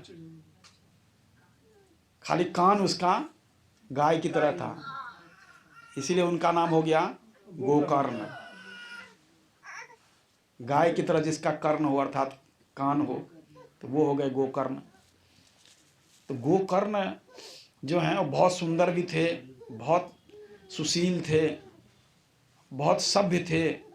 उधर धुंधकारी बिल्कुल इसके विपरीत था सब कुछ। तो दोनों बच्चे पढ़ने लगे, ब्राह्मण दोनों पर स्नेह करने लगे। दोनों बच्चे थे, घर में पल रहे थे। तो धुंधकारी समय के साथ जो है वो बहुत तंग करने लगा, मारपीट करने लगा घर में। तो गोकर्ण जी ने अपने पिता को बोला कि आप क्यों नहीं चले जाते घर छोड़कर। जैसे तो देखिए, बेटे ने बोला कि आप घर छोड़ के चले जाओ, आपका वानप्रस्थ का उम्र हो गया। हम लोग घर छोड़ के नहीं जाना नहीं चाहते ना, जो मर्जी हो जाए ना, उसी घर में रहेंगे। बेटे बहू बात नहीं करते, बच्चे बात नहीं करते, एक कमरा दे देते हैं, बेटे साइड में पड़े रहो, है ना। कराता रहता है बेचारा, कोई पूछता नहीं है। कोई पूछेगा डैडी चुपचाप बैठे रहो ना घर में, कोई दिक्कत है क्या, खाने पीने की कुछ दिक्कत है तो बताओ, है ना। और आराम से जो है, और ये हम सब की हालत हो रही है। तो वो व्यक्ति जो हैं इस तरह से उसने बोला कि क्यों। आप देखिए, आजकल के समाज में बहू में और सास में झगड़े क्यों होते हैं। गलत बहू नहीं है, क्योंकि वो अपने समय के हिसाब से आई है, वो अपने हिसाब से ही काम करेगी। जो सास है पुराने ख्यालों की होती है। माइंड मत करिएगा कोई भी, मेरा ऐसा उद्देश्य नहीं है, मैं तो सिर्फ ये बताने के लिए बता रहा हूँ। उसको ना वो बर्दाश्त नहीं होता है उसकी बहू जो कर रही होती है कि ऐसे क्यों रहती, क्योंकि उसने ऐसे वो रही नहीं है, है ना। वो बहू उसको उससे ज़्यादा बढ़िया तरीके से रहती है, बढ़िया कपड़े पहनती है, बढ़िया स्टाइल में रहती है, उसको परेशान होती है, हमने तो कभी किए नहीं, ये कर रही है। आप समझ गए, इसलिए लड़ाई होती है। ये अंडरस्टैंडिंग मैच्योरिटी होनी चाहिए। बहू गलत नहीं है, वो तो अपने हिसाब से बिल्कुल ठीक है। आपको वानप्रस्थ लेना चाहिए था, आपने नहीं लिया। आपको वानप्रस्थ जब भी बहू घर में आए, चाबी चुबी लेकर के उसको दे देना चाहिए, भाई आप आज से तू ही मालिक है। देखो आप कितना प्रेम रहेगा दोनों में। वो तो छोड़ती नहीं चाबी सास, है ना, छोड़ूंगी नहीं, तो फिर वो होगा ही होगा। और सारी परेशानी की वजह यही है ना। अब उसको लगता है ज़्यादा खर्च करती है। मैं कई घरों में देखा, सच बता रहा हूँ आपको, हम लोग काउंसलिंग भी करते हैं, बहुत सैकड़ों परिवार उनके, तो देखते हैं वो खर्च ज़्यादा करती है तो उसको परेशानी होती है। हमने तो ऐसे नहीं कि भाई आपने नहीं किया, आपके समय में नहीं था वो कुछ, वो अब उसका समय है, वो ठीक है, आप करने दो। उन्होंने जैसे जीना है वो जिएंगे अपने हिसाब से, आपके हिसाब से तो नहीं जीने के लिए आया व्यक्ति। तो इसलिए अब यही बात गोकर्ण जी कह रहे हैं कि और आपको एक बहुत सुंदर प्रसंग 5वें स्कंद में आएगा, आपको बताऊंगा, आप हैरान हो जाओगे। इसी यही वानप्रस्थ को लेकर है। तो उसमें गोकर्ण जी कह रहे हैं कि पिताजी आपका बेटे से बनती नहीं है, बेटा आपको रिस्पेक्ट भी नहीं करता, और फिर भी घर में पड़े हो, क्यों नहीं निकल जाते घर से? हम भी ऐसे पड़े रहते हैं। एक साधु एक बार जो है भिक्षा मांगने जा रहे थे, और एक घर के बाहर एक व्यक्ति रो रहा था बहुत जोर जोर से। ये सच्ची घटना बता रहा हूँ, ये शायद मथुरा की घटना है। बहुत जोर जोर से रो रहा था। तो साधु उसके घर से निकला, अक्सर आते थे वो साधु, वहाँ से भिक्षा मांगते थे। तो देखा आज वो मकान मालिक को रोते हुए, वृद्ध थे। बोला, अरे आप क्यों रो रहे हैं? अरे क्या बताऊं, आप ही सही हो, आप ही सुखी हो। तो क्या हुआ? पता चला बेटे ने मारा है ना। तो बोला कि चलो मैं अब घर में नहीं रहना चाहता, ये है होगा। तो बोला हमारे साथ चलो, हम जहाँ रहते हैं वहाँ रहना आश्रम में, तुम भिक्षा नहीं मांग के लाना, भिक्षा हम मांग के लाएंगे, जो लाएंगे उसमें से खा लेंगे, और है ना उसी में गुजारा कर लेंगे, और भजन करते रहना भगवान की। उसने बोला, अरे कैसी बात कर रहे हो, मेरे बेटे की बदनामी नहीं होगी? बेटे की चिंता है ना? जिस बेटे ने मारा है उसकी चिंता कर रहा है। तो ये है मोह, इसको बोलते हैं अटैचमेंट। मोह है ये, उस मोह को छोड़ना नहीं चाहता। तो व्यक्ति इतने मोह में होता है, इतने मोह में होता है। आप रियल में देखना, बच्चे आपसे प्रेम नहीं करते, आप बच्चों से प्रेम करते हो। आपका मोह है बच्चों में, बच्चों का आप में नहीं है। अब कभी आप खुद आजमाओ इसको। हमारा जो मोह है वो बच्चों में बहुत होता है। बच्चों फिक्र नहीं करते, मम्मी कहीं जाना, जाओ, हम तो जो मर्जी कर लेंगे। और उसको फिक्र, तूने खाया कि नहीं खाया, तूने लिया कि नहीं लिया। आप समझ रहे हो? वो परेशान। वही कोई भूखा रहेगा क्या? और खास करके जिसके बेटे बड़े होगा वो भी उनको भी फोन करते हैं, तूने लिया कि नहीं लिया। ये मोह है, घनीभूत है। ये मोह अपना जो है अलग अलग चालें चलता है। तो इसकी वजह से क्या है कि व्यक्ति इतना मोह में पड़ा होता है, अब जीवन के दूसरे तरफ से उसने सोचा ही नहीं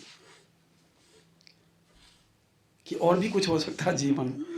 तो भगवान जो हैं इस भौतिक जगत में अनेक तरह की ये जो चीज़ें हम करते हैं, और अनेक तरह से तो बड़ा एंजॉय करते हैं वो, है ना। कैसे लड़ाई हो रही है, क्या कर रहा है ना। और एक्चुअल में वो दर्शक दीर्घा से देख नहीं, मतलब भौतिक जगत में देखते हैं कि जीव क्यों कितना परेशान होता है। आपको पता है हमारा आकार कितना है, क्या साइज है हम सबका? हम सबका मतलब सोल का अपना, हम ओरिजिनली में तो सोल है ना। तो हमारा साइज क्या है? बाल के, ये देखो मैं गंजा हूं मान लीजिए, ये इस बाल के टिप्स का 10,000वां हिस्सा। कितना? मतलब आप सोच ही नहीं सकते कि कितना छोटा होता है सोल। और वो भी आपने कभी कोई कीड़ा देखा हो जो सबसे छोटा, याद करिए कभी सबसे छोटा, उसके अंदर भी सोल का सेम साइज है जो हमारे अंदर है, कोई अंतर नहीं होता, सेम साइज का होता है। अफ्रीका में 10-10 फुट के वो जंगली हाथी होते हैं, उसके अंदर भी सोल का सेम साइज है। पर पावर कितना है आपको कोई ऐसे छू दे आपको पता लग जाता है ना। क्यों? सोल का करेक्टर है ये, कॉन्शियस चेतनता उसका करेक्टर है, वो पता लग जाता है सोल को, चेतन है। तो ये जो है ये सोल का साइज है ये। तो उन्होंने जो है फिर इस तरह से उनको बताया कि सोल के बारे में, कि हम तो कह रहे हैं वो सोल इतना छोटा है तो उसकी प्रॉब्लम बड़ी कैसे हो सकती है। आप समझ गए, सोल इतना छोटा है तो प्रॉब्लम कैसे बड़ी हो सकती है। कह रहे प्रभु जी आपको नहीं पता कितनी बड़ी प्रॉब्लम है। भाई तू प्रभु तू है ही कितना छोटा, तो ये प्रॉब्लम बड़ी कैसे आ गई। हमने अपने माइंड से इसको बड़ा या छोटा बनाते हैं, केवल मेंटल कॉक्शन है, ये सब मेंटल है, माइंड में है। हमारे माइंड को हमें दुख देना है। ये कौन सा क्लेश था? आध्यात्मिक। वो आध्यात्मिक क्लेश दे मिलना है, इसीलिए माइंड से हम ऐसा सोचते हैं मेरी प्रॉब्लम बड़ी है, बहुत बड़ी प्रॉब्लम है। तो उन्होंने जो है बताया कि धुंधकारी के उसमें कि गोकर्ण जी ने कहा कि पिताजी चले जाओ, और वो घर छोड़ के चले गए। गोकर्ण भी चले गए घर छोड़ के। उन्होंने सोचा कि इस घर में, जिस घर में ज़्यादा कलह हो उस घर में रहना ठीक नहीं है, और उन्होंने घर छोड़ दिया। और बाद में क्या होता है कि धुंधकारी अपनी माँ को मारता है, तो उसकी माँ जो है वो कुएं में डूब करके आत्महत्या कर लेती है, छलांग मारती है और आत्महत्या कर लेती है। और धुंधकारी जो है कुछ वेश्याओं को लेके आ जाता है, घर में रहता है, चोरी करता है। इस तरह से पैसे कहाँ से आएंगे, तो अनेक तरह के गलत कार्य करता है, वहाँ से पैसे ला करके अपना जीवन यापन करता है। तो एक दिन वेश्याएं सोचती हैं कि किसी दिन राजा को पता लग गया तो इसके साथ हमें भी मार देगा। तो अच्छा है, तो तीनों चारों मिल के क्या करती हैं, उसी को मार देती हैं। और मार देती हैं और फिर जो हैं वो लोग सब कुछ लेकर भाग जाती हैं। कुछ सालों के बाद गोकर्ण जी वापस आते हैं और घर में देखते हैं, पता लगता है सबसे, तो पता लगा कि ऐसे ऐसे हो गया। तो गोकर्ण जी घर में रहने लगते हैं। और एक दिन बाहर सो रहे थे, जैसे पहले के समय में बताता चारपाई डाल के लोग बाहर सोते थे, तो ऐसे वो सो रहे थे एक दिन। तो उनके आवाज़ कान में एक आवाज़ आई, भैया भैया। कौन कह रहा भैया भैया? तो उन्होंने आवाज़ दिया, कौन है? कहा मैं धुंधकारी आपका भाई।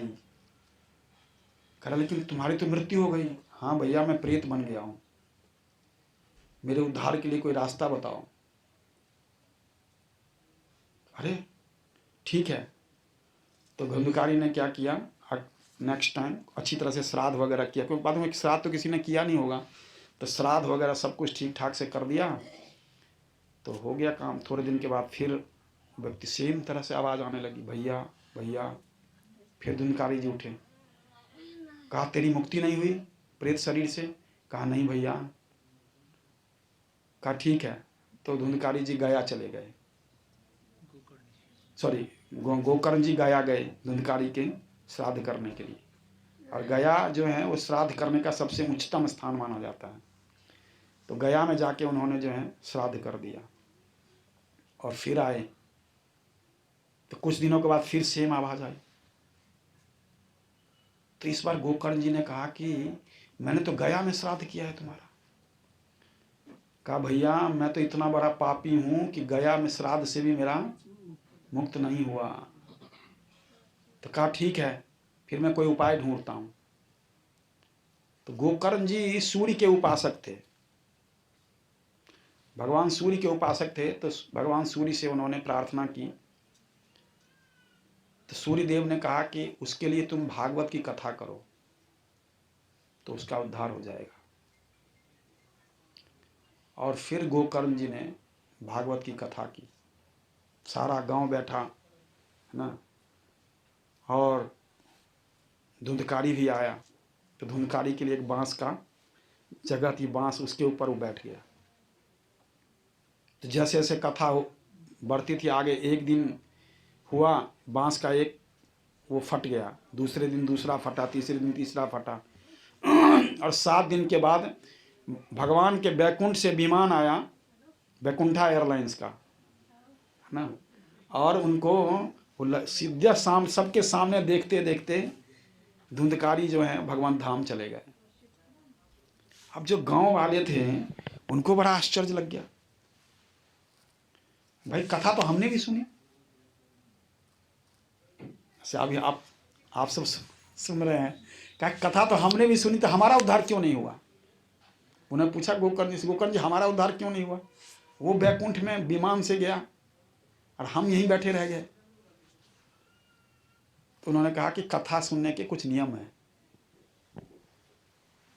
आपने वो किया नहीं।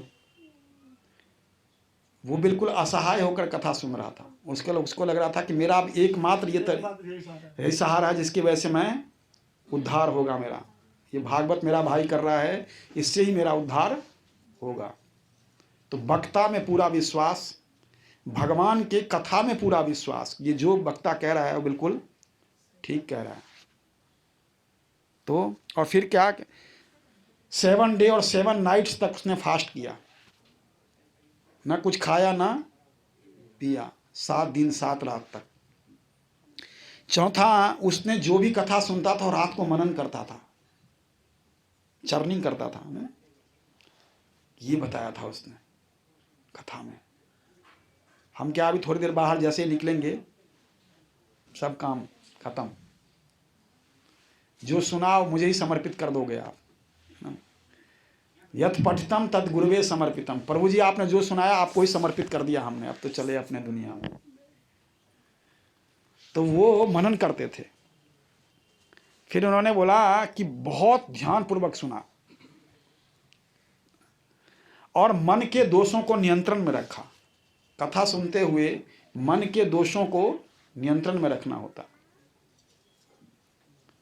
तो इतने सब कुछ करने पर अगर कोई श्रोता सुनेगा तो उसका भी उद्धार हो जाएगा। तो गांव वालों ने कहा कि गोकर्ण जी एक बार और करो कथा। तो भगवान जो हैं वो गोकर्ण जी ने फिर एक कथा का समय निर्धारित कर दिया 4-6 महीने बाद का। और उस बार जब कथा हुई तो कई विमान आए बैकुंठा एयरलाइंस से, और सब प्रत्येक गांव का एक एक व्यक्ति भगवान के धाम चला गया जिसने उस कथा को सुना। तो भगवत कथा में ये शक्ति है कि जो श्रोता है उसको भगवत धाम ले जा सकता है, पर हम जाना नहीं चाहते। अरे यहाँ इतना अच्छा लग रहा है, आप भी पर क्या बात कर रहे हो? भगवत धाम जाने के लिए शरीर तो छोड़ना पड़ेगा ना, कि नहीं छोड़ना पड़ेगा? छोड़ना पड़ेगा, और वो शरीर हम बदलना चाहते नहीं, है ना। तो बड़े अच्छी बात बता रहे हैं वहां पर, कह रहे हैं गोकर्ण जी ने कहा कि देखो, ध्यान से ना सुनने से श्रवण का फल नष्ट हो जाता है। ध्यान से ना सुनने से जो श्रवण है उस श्रवण का फल जो है वो नष्ट हो जाता है। संदेह करने से मंत्र की शक्ति नष्ट हो जाती है। किसी ने आपको बताया कि ये मंत्र का जाप कर लीजिए और आपने उस पर संदेह कर, अच्छा हो जाएगा, तो आपने पहले ही काम खराब कर लिया। जो योद्धा है समझता है कि हम जीत जाएंगे, हम तो हार जाएंगे यार, तो वो लड़ेगा क्या, तो पहले ही हार गया है। तो मंत्र पर संदेह करने से जो है उसकी मंत्र की शक्ति नष्ट हो जाती है। चंचल चित्त से जप करने से वह निष्फल हो जाता है। चंचल चित्त से है, माइंड बहुत चंचल है, बैठ गए वहां पर, मान लीजिए आप पूजा करने के लिए बैठ गए, फोन बज गया, है ना, हाँ भाई आ रहा हूं, अगरबत्ती भी चल रही है, चंचल चित्त है। क्या फर्क पड़ता है अगर हम मोबाइल थोड़ी देर के लिए बंद कर देंगे? आसमान तो गिरने वाला नहीं है, गिर जाएगा। बिना मोबाइल के भी लोग रहते थे पहले, नहीं, हम लोग ही रहते थे। तो जीवन को हमने जटिल बना दिया है। आज मोबाइल ना हो 1 घंटे तो और बड़ी परेशान हो जाती है ना। और घर वाले भी पीछे पड़ जाते हैं, तो मोबाइल लेके नहीं गई। हाँ, परेशान। हर व्यक्ति से कनेक्शन। बच्चे को भी मोबाइल देते हैं स्कूल में, बेटा जैसे ही बाहर निकलिए चुपचाप फोन कर दिया ना। तो ये स्थिति हो गई एक्चुअली में। क्यों? क्योंकि धीरे धीरे हमारा जो भगवान के ऊपर जो फेथ है, उसके वो चीजें बिल्कुल खत्म होती जा रही हैं। मंत्रे तीर्थे द्विजे देवे देवज्ञ भेषज गुरो यादशिर भावना यस्य सिद्धिर्भवति तादृशी। मंत्र में, तीर्थ स्थानों में, ब्राह्मण में, देवताओं में, है ना, यज्ञ में, गुरु में हमारी जैसी भावना होगी उतनी ही सिद्धि प्राप्त होगी। आपकी भावना अच्छी नहीं है, आपको फल भी अच्छा नहीं मिलेगा। कई बार हम मजबूरी में चीज़ें करा लेते हैं। अच्छा, पापा जी करवाते थे, हम भी करवा लेते हैं, हवन करवा लो घर में, हर बार होता था। आपकी श्रद्धा नहीं है। जो भी चीज़ें श्रद्धा से करेंगे वो फल जनरेट करता है, वो अच्छा जो है वो बहुत अच्छे फल जनरेट करेगा वो। आप किसी भी चीज़ को अपने हृदय से नहीं करते, आप 100% नहीं देते उसके लिए, आपकी सफलता की कोई गारंटी नहीं है। फिर उसमें आप अपना 100% दीजिए, आप देखो आपकी सफलता, आप जो है आप 100% सफल होगे। हम मंत्र में विश्वास नहीं है, जो ब्राह्मण कर रहा है उसमें विश्वास नहीं है, देवताओं में विश्वास नहीं है ना। ये क्यों होता है? क्योंकि कंटेमिनेशन है हमारे अंदर बहुत ज़्यादा, क्योंकि हम शुद्ध नहीं हैं। और जो व्यक्ति शुद्ध नहीं है उसके अंदर ये अच्छे विचार पैदा होते नहीं हैं। रजोगुणी व्यक्ति के अंदर रजोगुण की भावनाएं ही बहुत अधिक प्रबल होती हैं। और ज़्यादातर जो संसार में लोग हैं वो रजोगुणी और तमोगुणी हैं हम लोग। इस तरह से जो हैं भगवान के उन्होंने जो हैं, जब फिर सारे गांव वाले जो हैं वो ये गोकर्ण जी बता रहे थे, तो इस भाग उसके लिए बताया गया है भागवतम के लिए कि जो प्रतिदिन पवित्र होकर भागवत का एक श्लोक का पाठ करता है वह मनुष्य 18 पुराणों के पाठ का फल प्राप्त कर लेता है।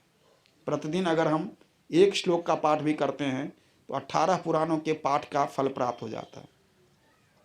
भगवान देखिए खुद क्या कह रहे हैं, स्कंद पुराण में भगवान कृष्ण ये कह रहे हैं, यत्र यत्र भवेत् पुण्यम शास्त्रम भागवतम कलौ तत्र तत्र सदैवाहम भवामि त्रिदशैषः।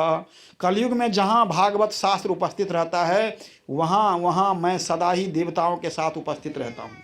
ये भगवान कृष्ण कह रहे हैं, जहाँ जहाँ भी भागवत की कथा होगी मैं देवताओं के सहित जो है वहाँ पर उपस्थित होऊंगा। और जहाँ जहाँ भागवत की कथा होती है मैं वहाँ उसी प्रकार जाता हूँ जैसे एक पुत्र वत्सला गाय अपने बछड़े के पीछे पीछे जाती है। ऐसे में जहाँ जहाँ भागवत होती है मैं वहाँ वहाँ ऐसे ही उपस्थित होता हूँ। फिर हम देख क्यों नहीं पाते? नहीं, प्रश्न तो उठना ही चाहिए, देखते क्यों नहीं फिर हम? क्यों? क्योंकि हमारी कंटेमिनेशन है, हम अशुद्ध हैं, हमारा भाव अशुद्ध है, हमारा हृदय अशुद्ध है, हमारे कार्य अशुद्ध हैं, हमारे एक्शंस अशुद्ध हैं, हमारी पांचों ज्ञानेंद्रियां से हम जो हैं वो बिल्कुल ठीक चीज़ें नहीं कर रहे, इसीलिए जो है भगवान को देख नहीं पाते। जो जैसे जैसे आपका ये पवित्र होगा हम भगवान को देख पाएंगे, ये शक्ति हमारे अंदर आ जाती है। तो फिर क्या करें कि मन की शुद्धि करने के लिए इससे बड़ा कोई साधन नहीं है। किससे बड़ा? भागवत कथा का श्रवण करने से। एतस्मात् परम किंचिन मनः शुद्धये न विद्यते जन्मांतरे भवेत् पुण्यम तदा भागवतम लभेत। कि जन्म जन्म का जब पुण्य क्या उदय होता है तब किसी को भागवत शास्त्र की प्राप्ति होती है, अर्थात तब कोई भागवत कथा कराता है और सुनता है। जब जन्म जन्मांतरों के पुण्य का उदय होता है तब किसी के अंदर ये शक्ति आती है कि वो भागवत कथा करे, सुने और कराए। और यही बात भगवान जो हैं वो भगवत गीता में भी कह रहे हैं कि बहुत बहुत जन्मों का जब पुण्य इकट्ठा होता है तब कोई ये व्यक्ति समझ पाता है कि मैं ही सब कुछ हूँ। भगवान अपने लिए कह रहे हैं कि मुझे समझेगा ही नहीं। समझिए, भगवान पहले खुद को ही बोल के गए हैं, कह रहा है कि हजारों हजारों लोगों में से कोई एक व्यक्ति मुझको समझेगा, हजारों हजारों में से। मनुष्याणाम सहस्रेषु कश्चिद्यतत सिद्धये यततामपि सिद्धानाम कश्चिन माम वेति तत्वतः। हजारों हजारों में से कोई एक व्यक्ति मुझे पास आएगा और उन आने वालों में कोई एक व्यक्ति मुझ तक पहुंचेगा। उन आने वालों में अब क्यों आप तक एक व्यक्ति क्यों पहुंचेगा? क्योंकि ज़्यादातर लोग जो हैं विचलित होकर के हट जाते हैं, नहीं ठीक नहीं है, गलत बता दिया, अच्छा नहीं है, पूरा फेथ नहीं होता। भौतिक जगत में हम किसी प्राइम मिनिस्टर को मिलने की हमारे पास योग्यता नहीं है, तो आप भगवान को कैसे मिल पाओगे? समझने के एक आपको एक बहुत एक मोटे एग्जाम्पल से समझा रहा हूँ। आप प्राइम मिनिस्टर को आज मिलने जाना चाहो, आपसे मिलेगा? क्यों? हमारे जैसा व्यक्ति तो है, फिर भी नहीं मिलेगा। क्यों? क्योंकि हमारी योग्यता नहीं है। और भगवान से हम मिलना चाहते हैं तो हमारे पास ऐसे जाएंगे। तो एक यहाँ का प्राइम मिनिस्टर और चीफ मिनिस्टर आपसे नहीं मिल सकता। कौन है व्यक्ति, क्या है, कैसे है? बीच में 50 लोग हैं, किस लिए मिलना है? क्या बात है? लेकिन आपके अंदर अगर शक्ति है, मान लीजिए कोई बड़ा, वो कुछ ने कुछ बड़ा नाम किया है, कोई बड़ा काम किया है, तो उससे मिलता है कि नहीं मिलता है? बुला के मिलता है, 1 मिनट के अंदर मिलता है। सेम चीज़ यहाँ भी है। आप भगवान के लिए कुछ करो, आप दिखाओ, आपका हृदय सॉफ्ट हो, आप कर रहे हो लोगों के लिए, भक्ति कर रहे हो, अपने आप को शुद्ध कर रहे हो, भगवान प्रकट होंगे आपके सामने। भगवान खुद ही कह रहे हैं इसमें, ना मैं दुष्कृत नो मूढ़ा प्रपद्यन्ते नराधमा माया अपृतज्ञाना। भगवान कह रहे हैं कि मैं सामान्य व्यक्तियों के लिए उपलब्ध नहीं हूं। क्यों? क्योंकि माया ने पर्दा लगा दिया है, मुझे देख नहीं सकता वो व्यक्ति। आप समझ गए? तो ये है प्रमुख रूप से श्रीमद् भागवतम में जो है ये बहुत इसका भागवत मनुष्य को मृत्यु से निर्भय बनाता है। उसके पठन श्रवण मनन करने वाले व्यक्ति को काल रूपी सर्प से भय नहीं लगता। यस्याम वै श्रूयमानायाम कृष्णे परम पुरुषे भक्ति उत्पद्यते पुंसाम शोक मोह भयापह। ये भागवत केवल श्रवण करने मात्र से व्यक्ति का शोक मोह और भय तीनों खत्म हो जाता है। क्या क्या खत्म होता है? शोक मोह और भय। शोक किसका होता है? पास्ट का, जो चला गया है, हम शोक करते हैं उसके ऊपर। काश ऐसा कर लिया होता, ऐसा हो गया होता, ये गलती कर दी थी, है ना?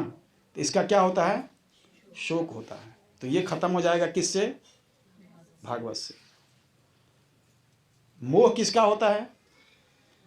प्रेजेंट का, घर का मोह है। मेरे बड़ी अच्छी कॉलोनी में घर है, सन फेसिंग है ना, पार्क फेसिंग है ना, 500 गज की कोठी का फ्लोर है, बड़ा अंदर से गुदगुदाते हैं, फर्क कुछ नहीं होता है।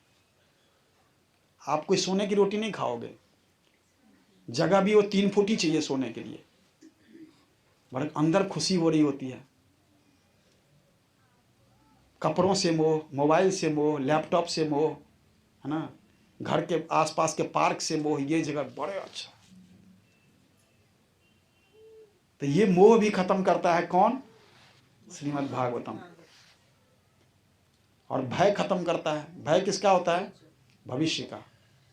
क्या होगा पता नहीं, फिर क्या होगा, बूढ़ी हो जाऊंगी फिर क्या होगा, उम्र बीत रही है फिर क्या होगा, मेरे बच्चे अभी बात नहीं मानते, पता नहीं आगे क्या होगा। तो भय किसका होता है? भविष्य का। ये तीनों चीजें भागवतम खत्म कर देता है। यस्याम वही श्रूयमानायाम कृष्णे परम पुरुषे, कृष्ण परम पुरुष हैं, ये बात समझ करके सुन करके ये तीनों चीजें खत्म हो जाएंगी, शोक मोह और भय, पास्ट प्रेजेंट फ्यूचर तीनों आ गए इसके अंदर। तीनों आ गए। तो ये भागवत श्रवण का फल है। फिर श्रीमद् भागवतम के पहले स्कंद में देखिए, कथा से जीवन में परिवर्तन होता है और परिवर्तन होना चाहिए। कथा मनोरंजन के लिए नहीं होता है। बड़ी सोनी कथा करी, बड़ा मजा आया, बड़ा रौनक लगाया, तो रौनक लगाने से क्या हो जाएगा आपका? ये ज्ञान तलवार है, ये मनुष्य के मोह को काटता है। जब आप सुनेंगे ना भगवान भगवत भागवतम के ज्ञान को, इससे आपका मोह कम होगा, कटेगा। ये ज्ञान में वो शक्ति, भगवान कह रहे हैं जैसे ईंधन जो है, लकड़ी, आग जो है वो लकड़ी को जलाती है, उसी तरह से ज्ञान व्यक्ति के मोह को खत्म करता है। यथैधांसी समिद्धोग्नि, भगवान कह रहे हैं जैसे ईंधन जो अग्नि है वो ईंधन को, जो लकड़ी को खत्म कर देता है, उसी तरह से ज्ञान में ये शक्ति है कि व्यक्ति के मोह को, भ्रम को, भय को खत्म कर देगा। इसलिए भागवत की श्रवण लेना बहुत जरूरी है। भागवत के चिंतन से हमारा चरित्र उत्कृष्ट बनता है, कैरेक्टर। आजकल सब कुछ है व्यक्ति के पास, कैरेक्टर नहीं है। उल्टा हो गया। पहले क्या होता था कि उसमें बोलते थे कि money is lost, nothing is lost, and health is lost, something is lost, character is lost, everything is lost. अब उल्टा है, character is lost, nothing is lost, health is lost, something is lost, और money is lost, everything is lost. ये Christian जो वो है, सभ्यता है, उसने इसको इस रूप में कर दिया। सोच जो है वो हमारे ऊपर हावी हो गया, क्योंकि हम नकलची हैं, क्योंकि हम अपने धर्मशास्त्र को नहीं समझते। उनके यूनिवर्सिटीज में आज भगवत गीता पढ़ाई जा रही है, उल्टा हो रहा है। हमारी संस्थाएं ऐसी प्रचार कर रही हैं, आप देखिए कई यूनिवर्सिटीज में उनकी हमारी भगवत गीता पढ़ाई जा रही है। कई जगह कंपलसरी कर दिया है, न्यूजीलैंड में, ब्रिटेन में, यूएस के कई यूनिवर्सिटी में कंपलसरी हो गया है।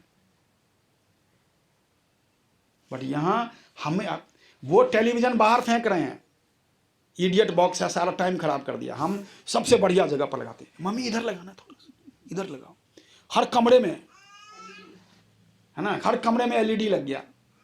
वो खुद इडियट, हम पहले से इडियट हैं, हमें और इडियट बनाता है।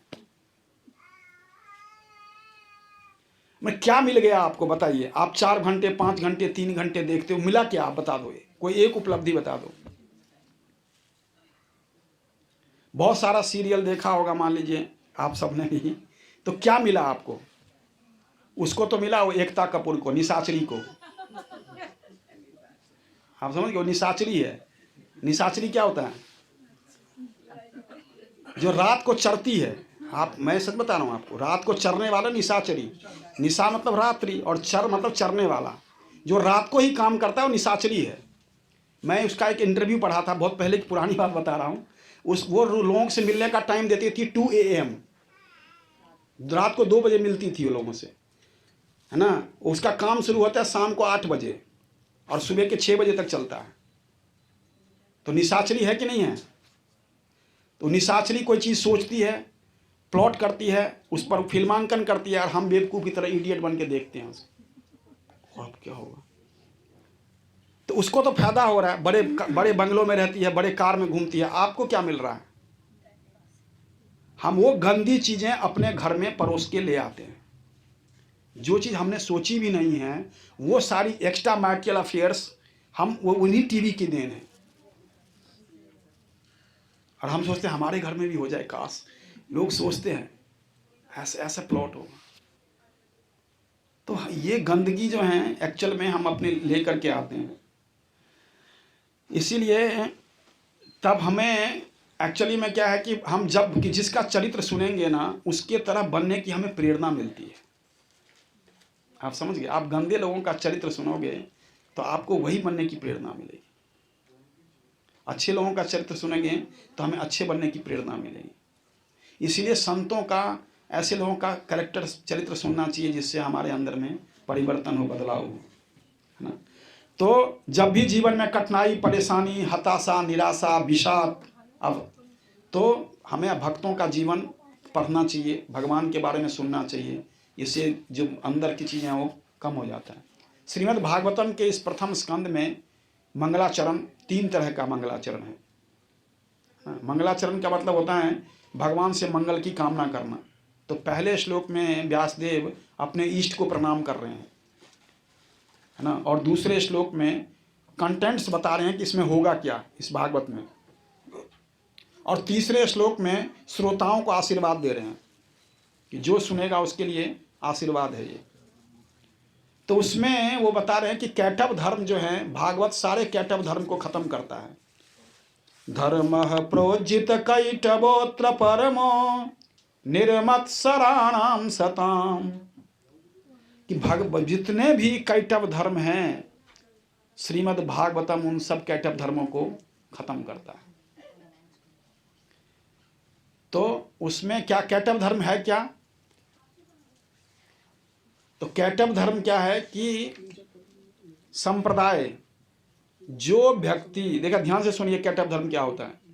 जो संप्रदाय, जो धर्म अपने अनुयायियों को, अपने फॉलोअर्स को ये नहीं सिखाता कि वो भगवान का दास है, वो सब कैटव धर्म।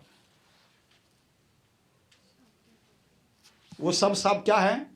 कैटव धर्म है। कैटव का मतलब होता है कांटा। वो सब ऐसा धर्म है जो खुद अपने ही लोगों को कांटा चुभो रहा है, जो ये नहीं बताता कि हम भगवान के दास हैं। जीव का स्वरूप क्या है, उसका कार्य क्या है, वो क्यों यहाँ पर है, कल इसकी चर्चा करेंगे। मुझे लगता है कि समय हो गया है, तो थोड़ा सा आज के लिए यहीं विराम देते हैं। ठीक है। हरे कृष्णा। श्रीमद् भागवत महापुराण की, श्रील प्रभुपाद की जय।